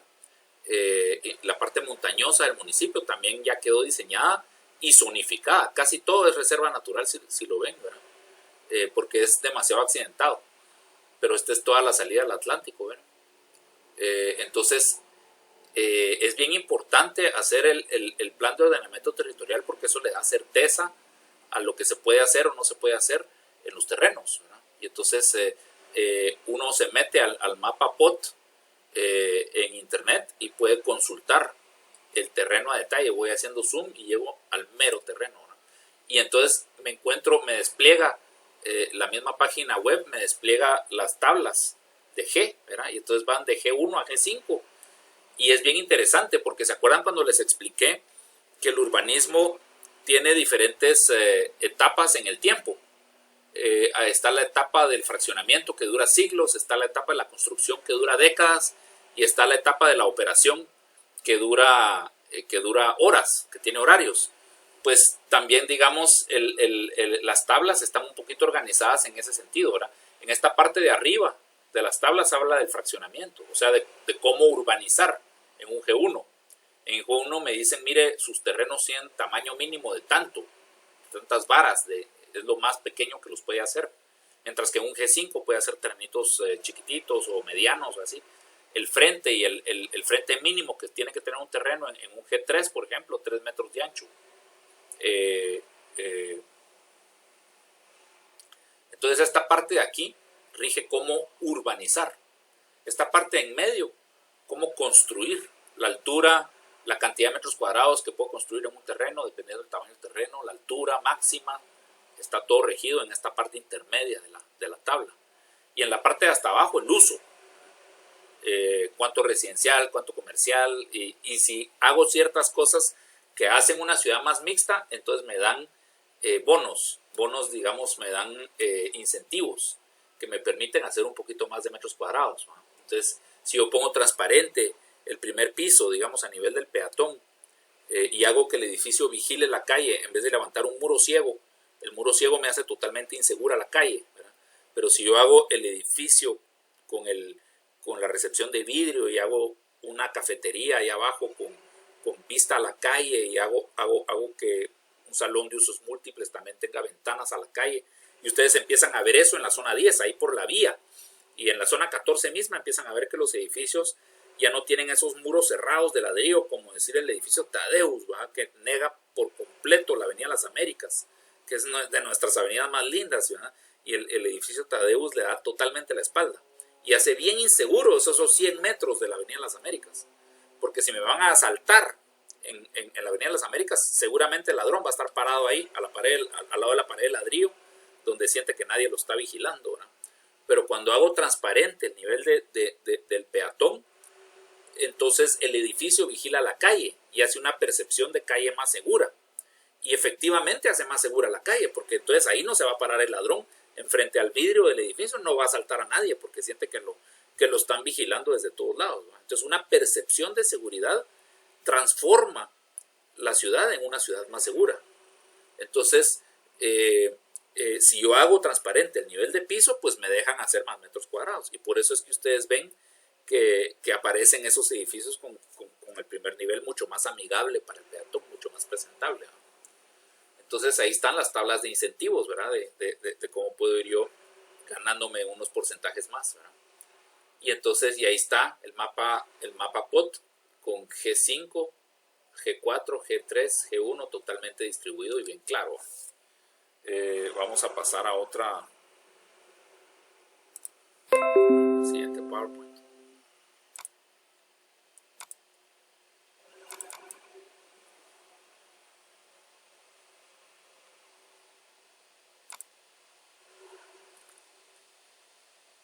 Entonces les contaba que, digamos, el neourbanismo tiene tres frentes, ¿verdad? La creación de nuevas ciudades, así cuando está vacía la finca, como el Naranjo, Cayalá, se hace un plan maestro donde sea una ciudad completa, ya no solo suburbios, ¿no?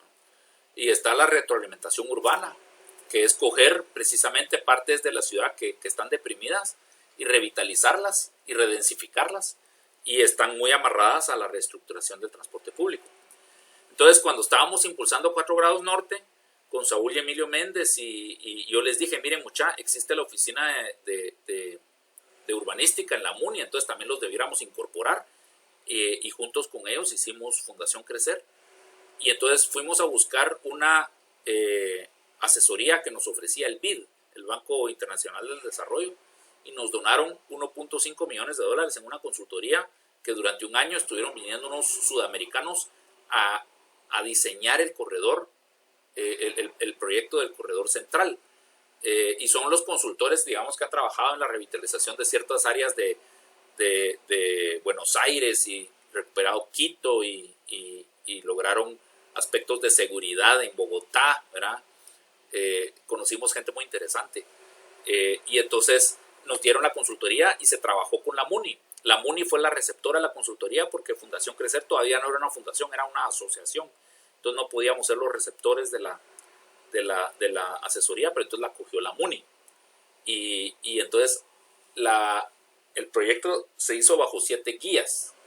1, conectividad, densificación, uso mixto de la propiedad, opciones de movilidad, espacio público accesible, medio ambiente sostenible y paisaje urbano. O sea, las 7 guías era lograr, digamos, éxito en esos 7 aspectos, ¿verdad?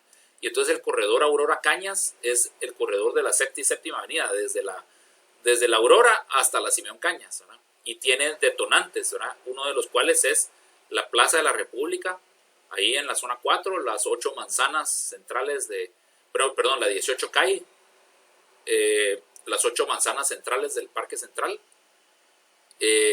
la Plazuela España, esta es la Torre del Reformador. Entonces tiene como que sus detonantes, ¿verdad? De cómo se puede, digamos, impulsar en ciertos puntos el desarrollo del corredor central. Entonces, pues el que se arrancó, pues sí fue definitivamente el plan local de ordenamiento territorial del Cantón Exposición, sí ha detonado un poco eso. Esto lo hicimos en el 2006, imagínense. Y aquí era donde estábamos planteando esta foto, la tomé desde arriba del Banco Industrial. ¿Se acuerdan cómo era la Séptima Avenida? Que pasaba y negaba por completo la existencia de la plazuela. Había existido la plazuela, estas son fotos viejas, miren. Y este es el ángel, este era el monumento de la Revolución del 44. Y era un monumento bastante feíto, era como un montículo de piedras y el ángel que estaba cantando la trompeta de la Revolución. Esto se cayó y ese ángel está puesto en el Liceo Guatemala. Lo recuperaron ellos y lo tienen en resguardo y está puesto en la fachada del Liceo Guatemala. Pero eso era lo que había ahí antes, ¿verdad? Luego se quitó y se hizo pasar la Séptima Avenida, que pasaba como autopista, ¿verdad? Y entonces le planteamos a la MUNI que valía la pena reducir el ancho de la Séptima Avenida, porque miren, ustedes en la Séptima Avenida salen, digamos, de la Plazuela España y la Séptima Avenida lleva 4 carriles de carros. Y se va todo de 4 carriles de carros hasta llegar al edificio del Triángulo. En el edificio del Triángulo se vuelve de 6 carriles. Y entonces se necesita una pasarela ahí frente a Cibol, ¿verdad? Por donde está el Semaco. Y luego cuando llegan al puente de la penitenciaría se tiene que volver a apretar a 4 carriles porque no cabe debajo del puente, ¿verdad? Para llegar al centro cívico. Entonces no tiene sentido que tenga 6 carriles en ese tramo. Lo único que sucede es que el tráfico acelera y va más rápido. Y entonces por un momento están introduciendo un formato de autopista en la ciudad, cuando en realidad viene un formato de bulevar y tiene una cierta capacidad vial y no va a soportar más carros. Y no es que necesite más carros, sino que solo se está acelerando el tráfico. Entonces, a raíz de esta consultoría fue que se logró pues el proyecto de la Plaza de la República, hacer un parqueo público aquí abajo, que es una concesión privada, digamos, la MUNI le dio una concesión a 30 años a un grupo de inversionistas privados, construyeron el parqueo, están recuperando su inversión y dentro de 30 años le entregan a la MUNI un parqueo construido funcionando. Y entonces este parqueo es lo que permite, digamos, que hayan edificios sin estacionamiento en el Cantón Exposición. Y esto era lo que era el Cantón Exposición, miren, al principio 4 grados norte, se inauguró 4 grados norte. Y estarán nuestros dibujos encima de la foto esa, ¿verdad? Cómo se podía densificar alrededor de la Plaza de la República. Estos son dibujos, aquí está mi firma, miren, 2006. Y cómo se podía ir volviendo la zona 4, algo así, ¿verdad? La idea era quitarle un carril entonces a la Reforma y volverla a la Séptima Avenida y volverla a 4 carriles y volver a poner un monumento ahí y que luego viniera el desarrollo del sector privado, hacer edificios de apartamentos y entonces así es como vamos volviendo la zona 4 un pequeño Buenos Aires, digamos, ¿no? Y miren lo que está sucediendo ahora. Expo 1, Cubo, Granat. Dicho y hecho, pues, o sea, solo sueña con ello y lo lograrás, ¿verdad? Entonces, este es un proyecto que me pidió siempre Saúl Méndez cuando fue de la directiva también de la CDAG. Dijo, valdría la pena que rehiciéramos todo la ciudad de los deportes. Y entonces trajimos a un español que él había conocido en un subviaje que hizo, estaban en esa época preparándose para los Juegos Olímpicos de Londres. Imagínense, hace ya casi 15 años. Y entonces en los Juegos de Londres estaban aplicando todo lo que habían aprendido con los últimos Juegos Olímpicos.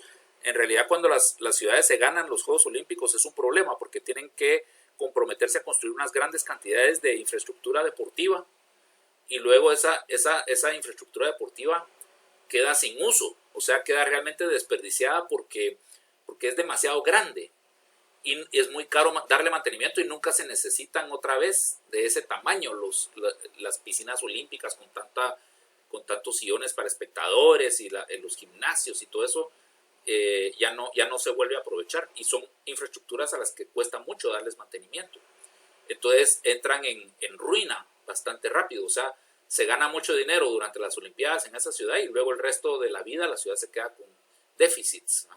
Entonces, cuando hicieron los Juegos Olímpicos de Londres, los ingleses tomaron otra idea y es que construyeron una infraestructura deportiva del tamaño adecuado para la época normal de la ciudad, no cuando son Olimpiadas.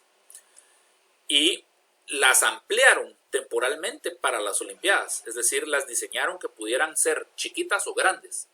Y tenían un porcentaje de los edificios que luego se desmontaba, que estaba solo colocado de forma temporal, y se podía luego desmontar y dejar el edificio reducido a su tamaño real, ¿no? Y entonces podían ser sede olímpica, pero luego se desmontaban esas partes temporales, digamos, del edificio, y ya se dejaba el edificio con su diseño permanente y era fácil y eran útiles, digamos, las infraestructuras. Entonces, Saúl lo conoció y dijo, yo quisiera que te vinieras a asesorarnos. Y él vino y nos enseñó muchísimo. Básicamente nos caminamos toda la infraestructura deportiva de la CDAG, de ahí de la zona 5, y nos dimos cuenta que estaba desperdiciada, ¿verdad? Es decir, ustedes, no sé, hoy jueves de la mañana se van a meter ahí a donde se juega ajedrez, ahí cerca del Mateo Flores, donde entrenan esgrima, y está vacío, pues, está vacío, ahorita a las 9, 10 de la mañana está vacío. Se van a meter al Teodoro Palacios a ver donde es la Federación de Básquetbol y está vacío, en la mañana está así, desierto. Se van al 7 de diciembre a ver a los de voleibol y a ver los tatamis de taekwondo y realmente hay poca gente, están desaprovechadas las instalaciones. Entonces él nos dice, fíjese que en España lo que hicimos fue que diseñamos unos PAVs, PAV pequeña, pabellón en catalán, ¿verdad? Y entonces básicamente son polideportivos y los han puesto por todas las municipalidades porque la ley española obliga a las municipalidades a que hagan infraestructura deportiva. Y entonces todas las municipalidades tienen que hacerlo, pero lo que han hecho es que han surgido estas empresas privadas, digamos, pero sin ámbitos de lucro.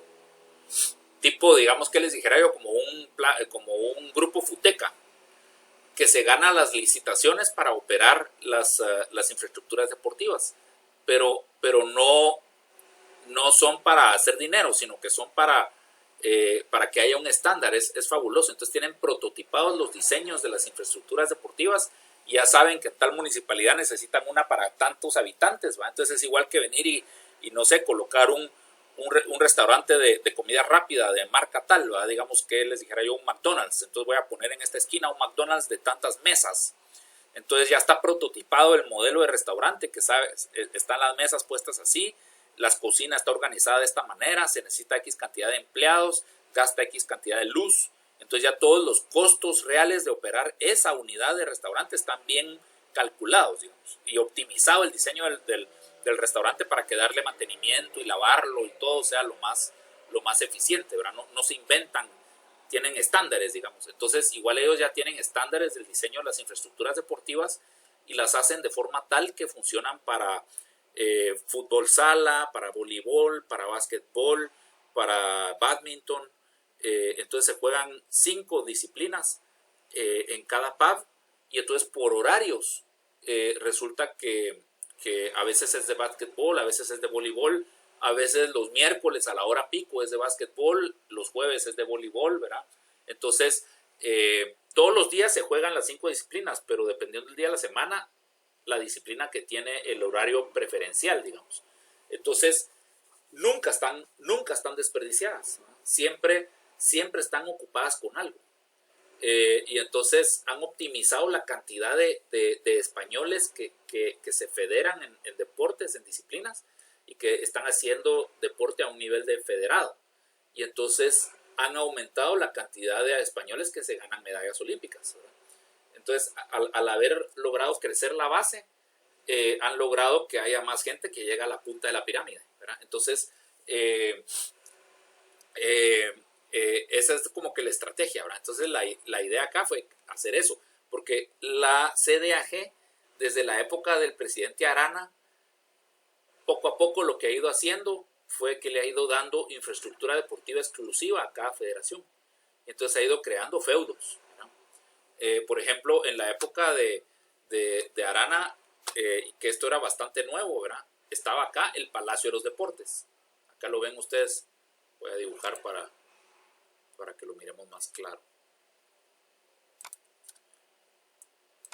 Este de acá, el Palacio de los Deportes, aquí se hacían todos los deportes.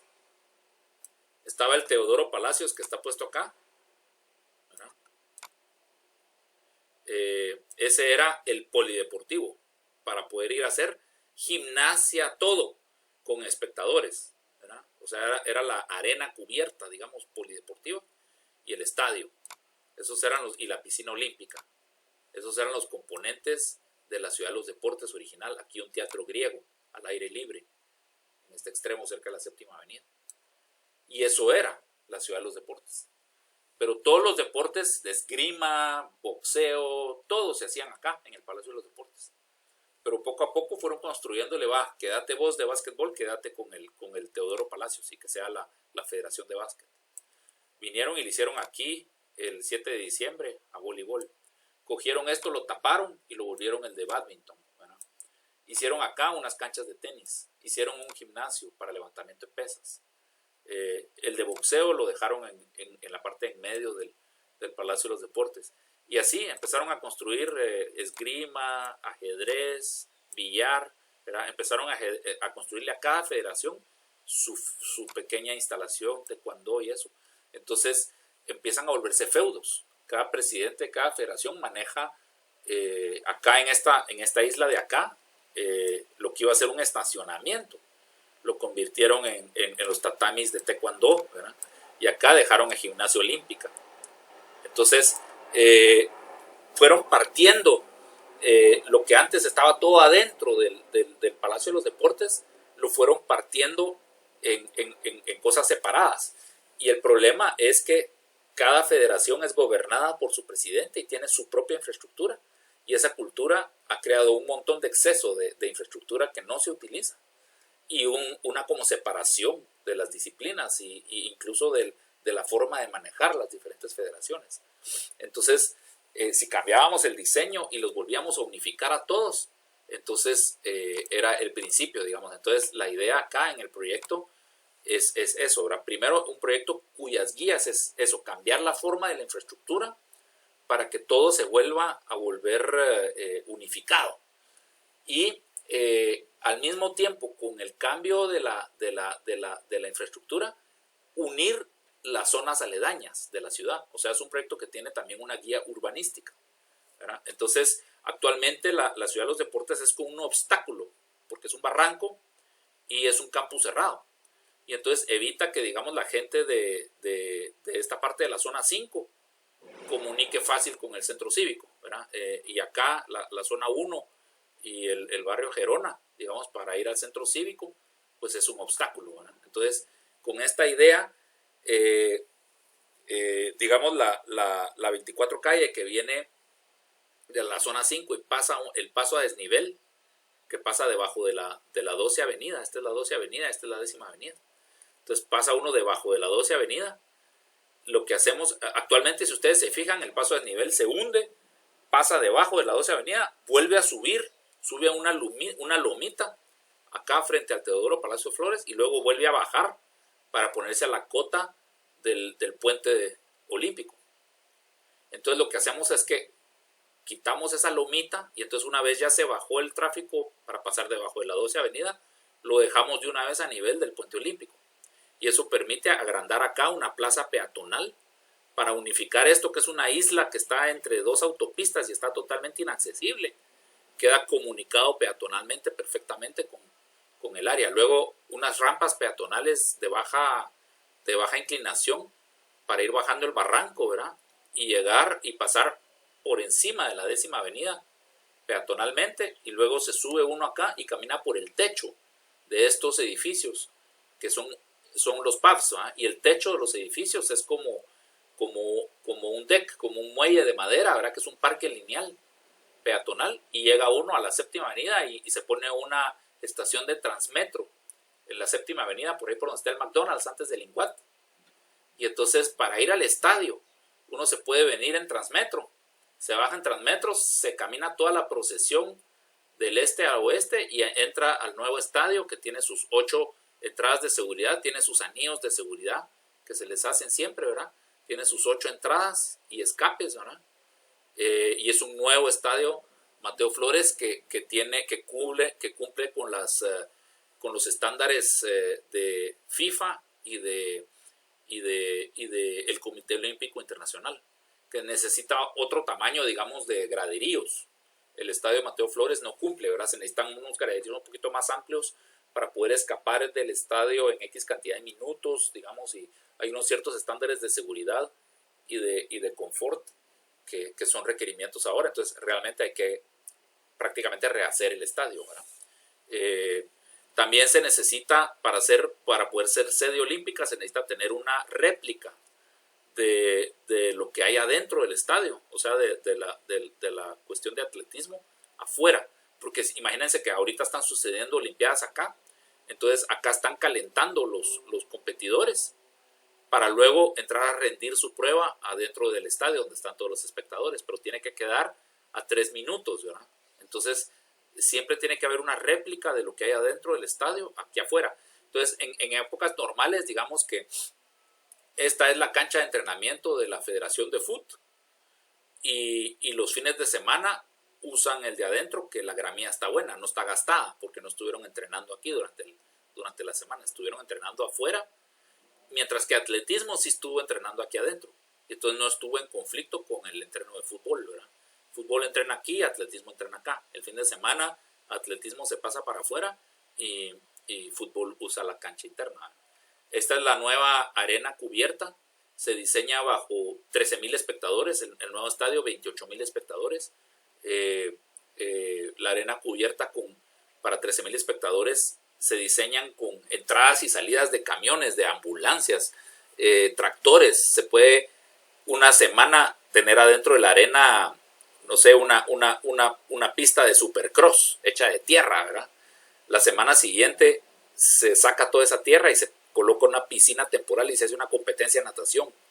La semana siguiente se desarma la piscina y se tiene un concierto de Arjona, ¿verdad? Es decir, una verdadera arena multiusos como hay en las grandes ciudades, pero son bien interesante el diseño para que sean polifuncionales, ¿verdad? El estadio es imposible que deje ganancias, el estadio siempre va a tener pérdidas. Con las entradas de los tickets de los juegos no se cubre ni el mantenimiento del estadio, pero una arena poliusos que uno tiene programados una actividad todos los fines de semana, cubre sus gastos, no deja utilidades tampoco. Es carísimo darle mantenimiento a estos edificios, pero si está bien diseñada y se tiene un programa de actividades todos los fines de semana, cubre sus gastos, ¿verdad? Y estos son los pubs, donde se hace el entrenamiento cotidiano, y un nuevo sistema de piscinas olímpicas diseñado un poco como la popa de un barco, ¿verdad? Con el sol del poniente de la tarde dándole a las piscinas, ¿verdad? Y lo que hacen estos españoles es que instalan unos gimnasios para la gente que no está federada, pegados a los pubs. Entonces los gimnasios le dan, digamos, ingresos al pub. Entonces, digamos, es un gimnasio donde uno paga membresía, pero paga, en vez de $50 al mes, paga $15 al mes. Entonces todas las señoras, digamos, de la zona 5 se podrían venir a hacer gimnasio con una membresía de $15 al mes, y con ese ingreso se le da mantenimiento también a las piscinas, ¿verdad? Entonces hay ciertas, digamos, un edificio de oficinas que se puede alquilar, ¿verdad? Entonces las oficinas de las diferentes federaciones están acá, pero solo las oficinas. Y el resto de la torre, que está sobredimensionada, se alquila, ¿verdad? Y entonces es otra fuente de ingresos para la CDAG. Un colegio, una primaria, porque nos dimos cuenta que, primaria y secundaria, pues porque nos dimos cuenta que muchos de los competidores de gimnasia olímpica, ajedrez, incluso esgrima, están en edad escolar. Entonces un colegio para los chicos que están federados y con horarios diferentes para que puedan entrenar y estudiar durante todo el día. Entonces se vienen a entrenar natación y reciben más clases, entrenan gimnasia olímpica y reciben más clases y así. Y un hotelito, un pequeño hotel que pudiera ser como, no sé, como un bed and breakfast, pero principalmente dirigido a deportistas federados que vienen del interior, ¿verdad? Entonces, cuando traen entrenadores de Cuba y cosas así, los ponen a vivir arriba en el techo y ellos están encargados de mantener la disciplina dentro de todo el hotel, ¿verdad? Entonces, y abajo una cafetería, de comida orgánica que está abierta al público de ahí, de todo el centro cívico, ¿verdad? Y estas ya son vistas por la parte de atrás. Este es el hotelito, esta sería la entrada, digamos, este es el techo peatonal de los pubs, ¿verdad? El colegio con accesos, digamos, accesos peatonales desde la parte de atrás. Lo que veíamos era, nosotros queríamos coger la 24 calle y quitarle un poco ese aspecto de autopista que tiene y volverla un bulevar urbano. Pero eso sí, la MUNI nos dijo, eso sí es una locura porque es el único otro eje este-oeste que tiene la ciudad, aparte de la Liberación. Y entonces tiene un tráfico demasiado pesado. Entonces nunca lo van a lograr hacer que sea amigable para el peatón. Y de hecho ellos tienen un plan de hacer un paso a desnivel debajo de la Sexta Avenida, ¿verdad? Por ahí por donde está el Supercentro Zona 4. Va otro paso a desnivel para quitar ese semáforo y que el fluido sea rápido, digamos, viniendo desde Lourdes hacia el cementerio, ¿verdad? Poder pasar más rápido. Entonces dijimos, ok, entonces lo peatonal no va a ser sobre la 24 calle, sino que va a tener que ser en la parte de atrás, en el techo de los pubs, ¿no? Entonces los accesos peatonales principales, y esto es para ir a Liga, mira, esta es una pasarela peatonal para conectar con el Liga y con 4 grados norte. Entonces ese es un poco el concepto acá. Los pabellones, cuando uno los disecta, aquí están tiene 3 pabellones de usos múltiples, ¿verdad? Aquí están las bodegas, miren, en estas bodegas se guarda el equipo de lo que es para bádminton, para voleibol, para básquetbol, ¿verdad? Entonces se transforman las canchas por horarios. Y aquí están los vestidores y unas pequeñas enfermerías y cositas así que se necesitan. Pero los vestidores no son asignados, ¿va? Y son solo color rojo, color amarillo, no son ni el A, ni el B, ni el 1, ni el 2, o sea, no tienen nada que favorezca. Nosotros somos el vestidor 1, entonces ahora nosotros vamos a ganar el juego porque somos el mejor equipo. No, son colores, azul, amarillo, verde, y dependiendo del día de hoy llegué a jugar voleibol y soy del equipo tal, entonces el de la puerta me dice, ustedes están en el vestidor verde. Entonces uno llega al vestidor, no tienen lockers los vestidores, sino que solo deja uno las cosas colgadas, ¿verdad? Y entra, se cambia los zapatos en los vestidores y ya luego entra a las canchas. Entonces a las canchas no entra la gente de la calle. Entonces el piso de la cancha está más cuidado porque no entra la tierra de la calle, digamos. Uno se tuvo que haber cambiado zapatos en los vestidores antes de poder entrar acá. Entonces tienen prototipados hasta cómo optimizar el mantenimiento de la infraestructura deportiva. Y entre los pubs a veces sí se encuentran cosas especializadas. Por ejemplo, este es ping-pong, ¿verdad? Ping-pong tiene que ser en un lugar cerrado, sin luz, con unas lámparas especulares que no encandilan, ¿verdad? Sin chiflones. Entonces tienen unos sistemas de aire acondicionado que soplan muy despacio, ¿verdad? Y en los pisos de arriba están, digamos, los espectadores. Es como crear un gran Oakland Mall, si lo quieren ver así, del deporte. Y con vidrios hacia el norte y hacia el sur. Y entonces la gente que está pasando por ahí por el Inguati voltean a ver todas las ventanas y la gente haciendo deporte y aquí lleno de actividad alegre, dan ganas de federarse y de meterse. Es como una gran vitrina del deporte, ¿verdad? Pistola con tiro al aire, ¿verdad? Ajedrez, los tatamis para los deportes de taekwondo, karate, ya no están asignados, tampoco son solo salas con tatamis y algún día es karate, algún día es taekwondo, ahora les toca aquí, ahora les toca allá, ¿verdad? Lo único que está asignado es, por ejemplo, billar acá en un mezanine. Acá están las de billar en un tercer piso, en mezanine. Estas áreas se llenan con cafeterías y Aquí sí entra la gente de la calle y pueden ver a su equipo jugando ahí abajo. ¿Va? La gente que no está federada puede acompañar a los federados que vienen a entrenar, ¿verdad? O a un su torneo o algo así. Esto es lo que es el antiguo teatro griego que ahorita se está usando para la Federación de Voleibol, de bádminton. Se integra todo lo demás y aquí se pone la maquinaria de gimnasia olímpica, que esa sí tiene que estar instalada, pues ellos no pueden quitar y poner su equipo todos los días. Entonces aquí sí es exclusivo para gimnasia olímpica, pero queda todo integrado, como ustedes ven. El concepto es que se vuelve otra vez, no importa, aquí yo puedo estar haciendo, en este nivel de aquí puedo estar haciendo taekwondo, acá abajo puedo estar haciendo pistola de viento, ¿verdad? Puedo estar entrenando ajedrez acá, y aquí están jugando voleibol o básquetbol, y en el otro están jugando otra cosa. Total fabuloso, aquí está en sección, miren cómo está, aquí está el Linguat del lado derecho, y entonces la calle que va bajando del Linguat hacia el, ¿cómo se llama? Hacia el Intecap y hacia el estadio. Y se miran por todas estas ventanotas toda la actividad de lo que sucede ahí adentro. Y esa es un poquito la idea. Este es el High Line en Nueva York, que son unas líneas de tren abandonadas. Acuérdense que Nueva York en toda su orilla hacia el río Hudson y el río del East River era industrial, ¿verdad? Era puerto industrial, ¿verdad? Y entonces habían hasta líneas de tren para mover carga, ¿verdad? Y estaban elevadas para meter las cargas en las bodegas en la parte de arriba. Los edificios eran como fábricas, ¿verdad? Estos edificios. Entonces, eso cuando Nueva York ya sacó su industria de Nueva York y todo esto se volvió residencial y comercial, pero muchos de los edificios los han reciclado y esos son los famosos lofts, ¿verdad? Edificios que eran fábricas y los readaptaron y ahora son apartamentos de doble altura y cosas bien chileras, ¿verdad? Entonces, no han ni siquiera demolido los edificios, los han reciclado, ¿verdad? Y la estación, las líneas de tren quedaron abandonadas y se empezaron a llenar de plantas y se empezaron a llenar de arbustos.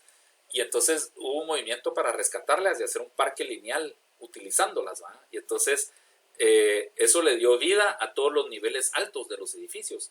Y es una de las amenidades de la ciudad de Nueva York. Irse a caminar el High Line es fabuloso. Va uno caminando como por un puente en el tercer piso de altura y es bien largo. Y camina un gran tramo en la ciudad, pasando por diferentes ambientes, ¿verdad? Entonces un poco en esto está inspirado ese deck que ustedes ven encima de los pubs, ¿verdad? Este es un poco el ambiente, el render pues se quedó en cierta calidad, ¿verdad? Pero el concepto es ese, ¿verdad?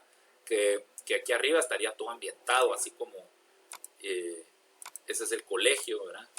El atrio del colegio puede servir para hacer actos, para hacer presentaciones. El sistema de piscinas, con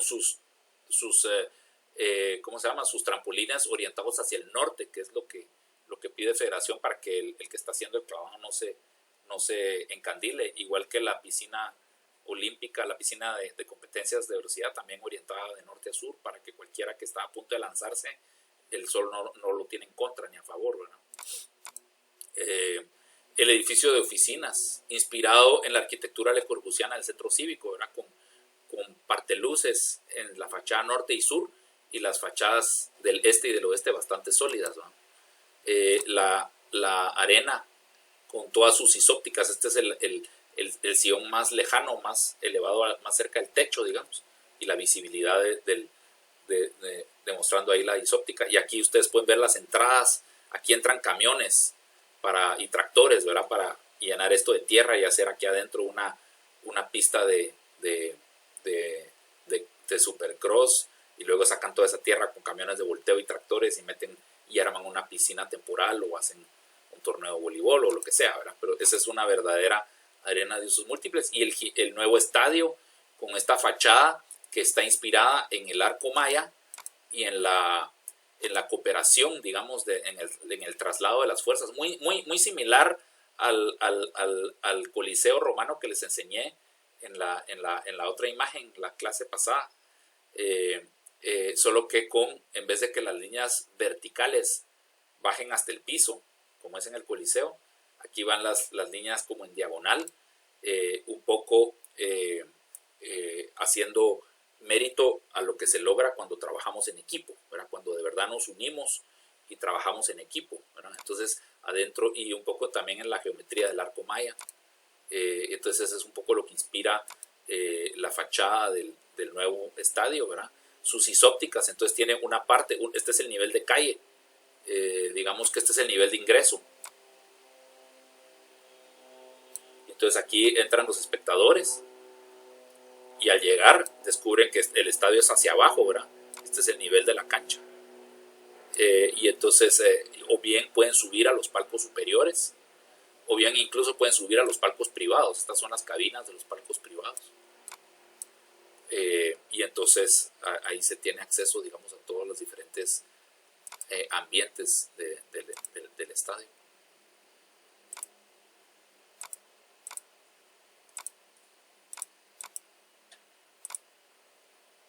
Y está techado con un sistema de velas tensegriles, ¿verdad?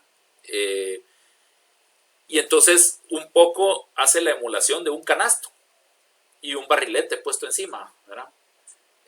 Pero es arquitectura moderna que juega con la del centro cívico, pero que también tiene una connotación guatemalteca, ¿verdad? Ahí está en sección el estadio y adentro del estadio y vistas, digamos, desde un palco privado y vista aérea. Ese es, luego viene el otro proyecto, el Centro Administrativo del Estado, ahí aledaño a la Ciudad de los Deportes y como una continuación del Centro Cívico. Este proyecto tiene, si quieren se los cuento la próxima clase, que ya sería la última, que va a ser el martes, porque ahorita ya veo que ya son las 9, ya alcanzamos las 9 y nadie me avisa. Porque nos gusta su clase, Arqui. Sí, a mí me encanta darla también. Pero bueno, les cuento de entonces el martes. Súper, muchas gracias, Arqui. Que pase feliz fin de semana. Igualmente a ustedes, muy feliz fin de semana. Gracias. Nos vemos. Vamos a iniciar con la asistencia.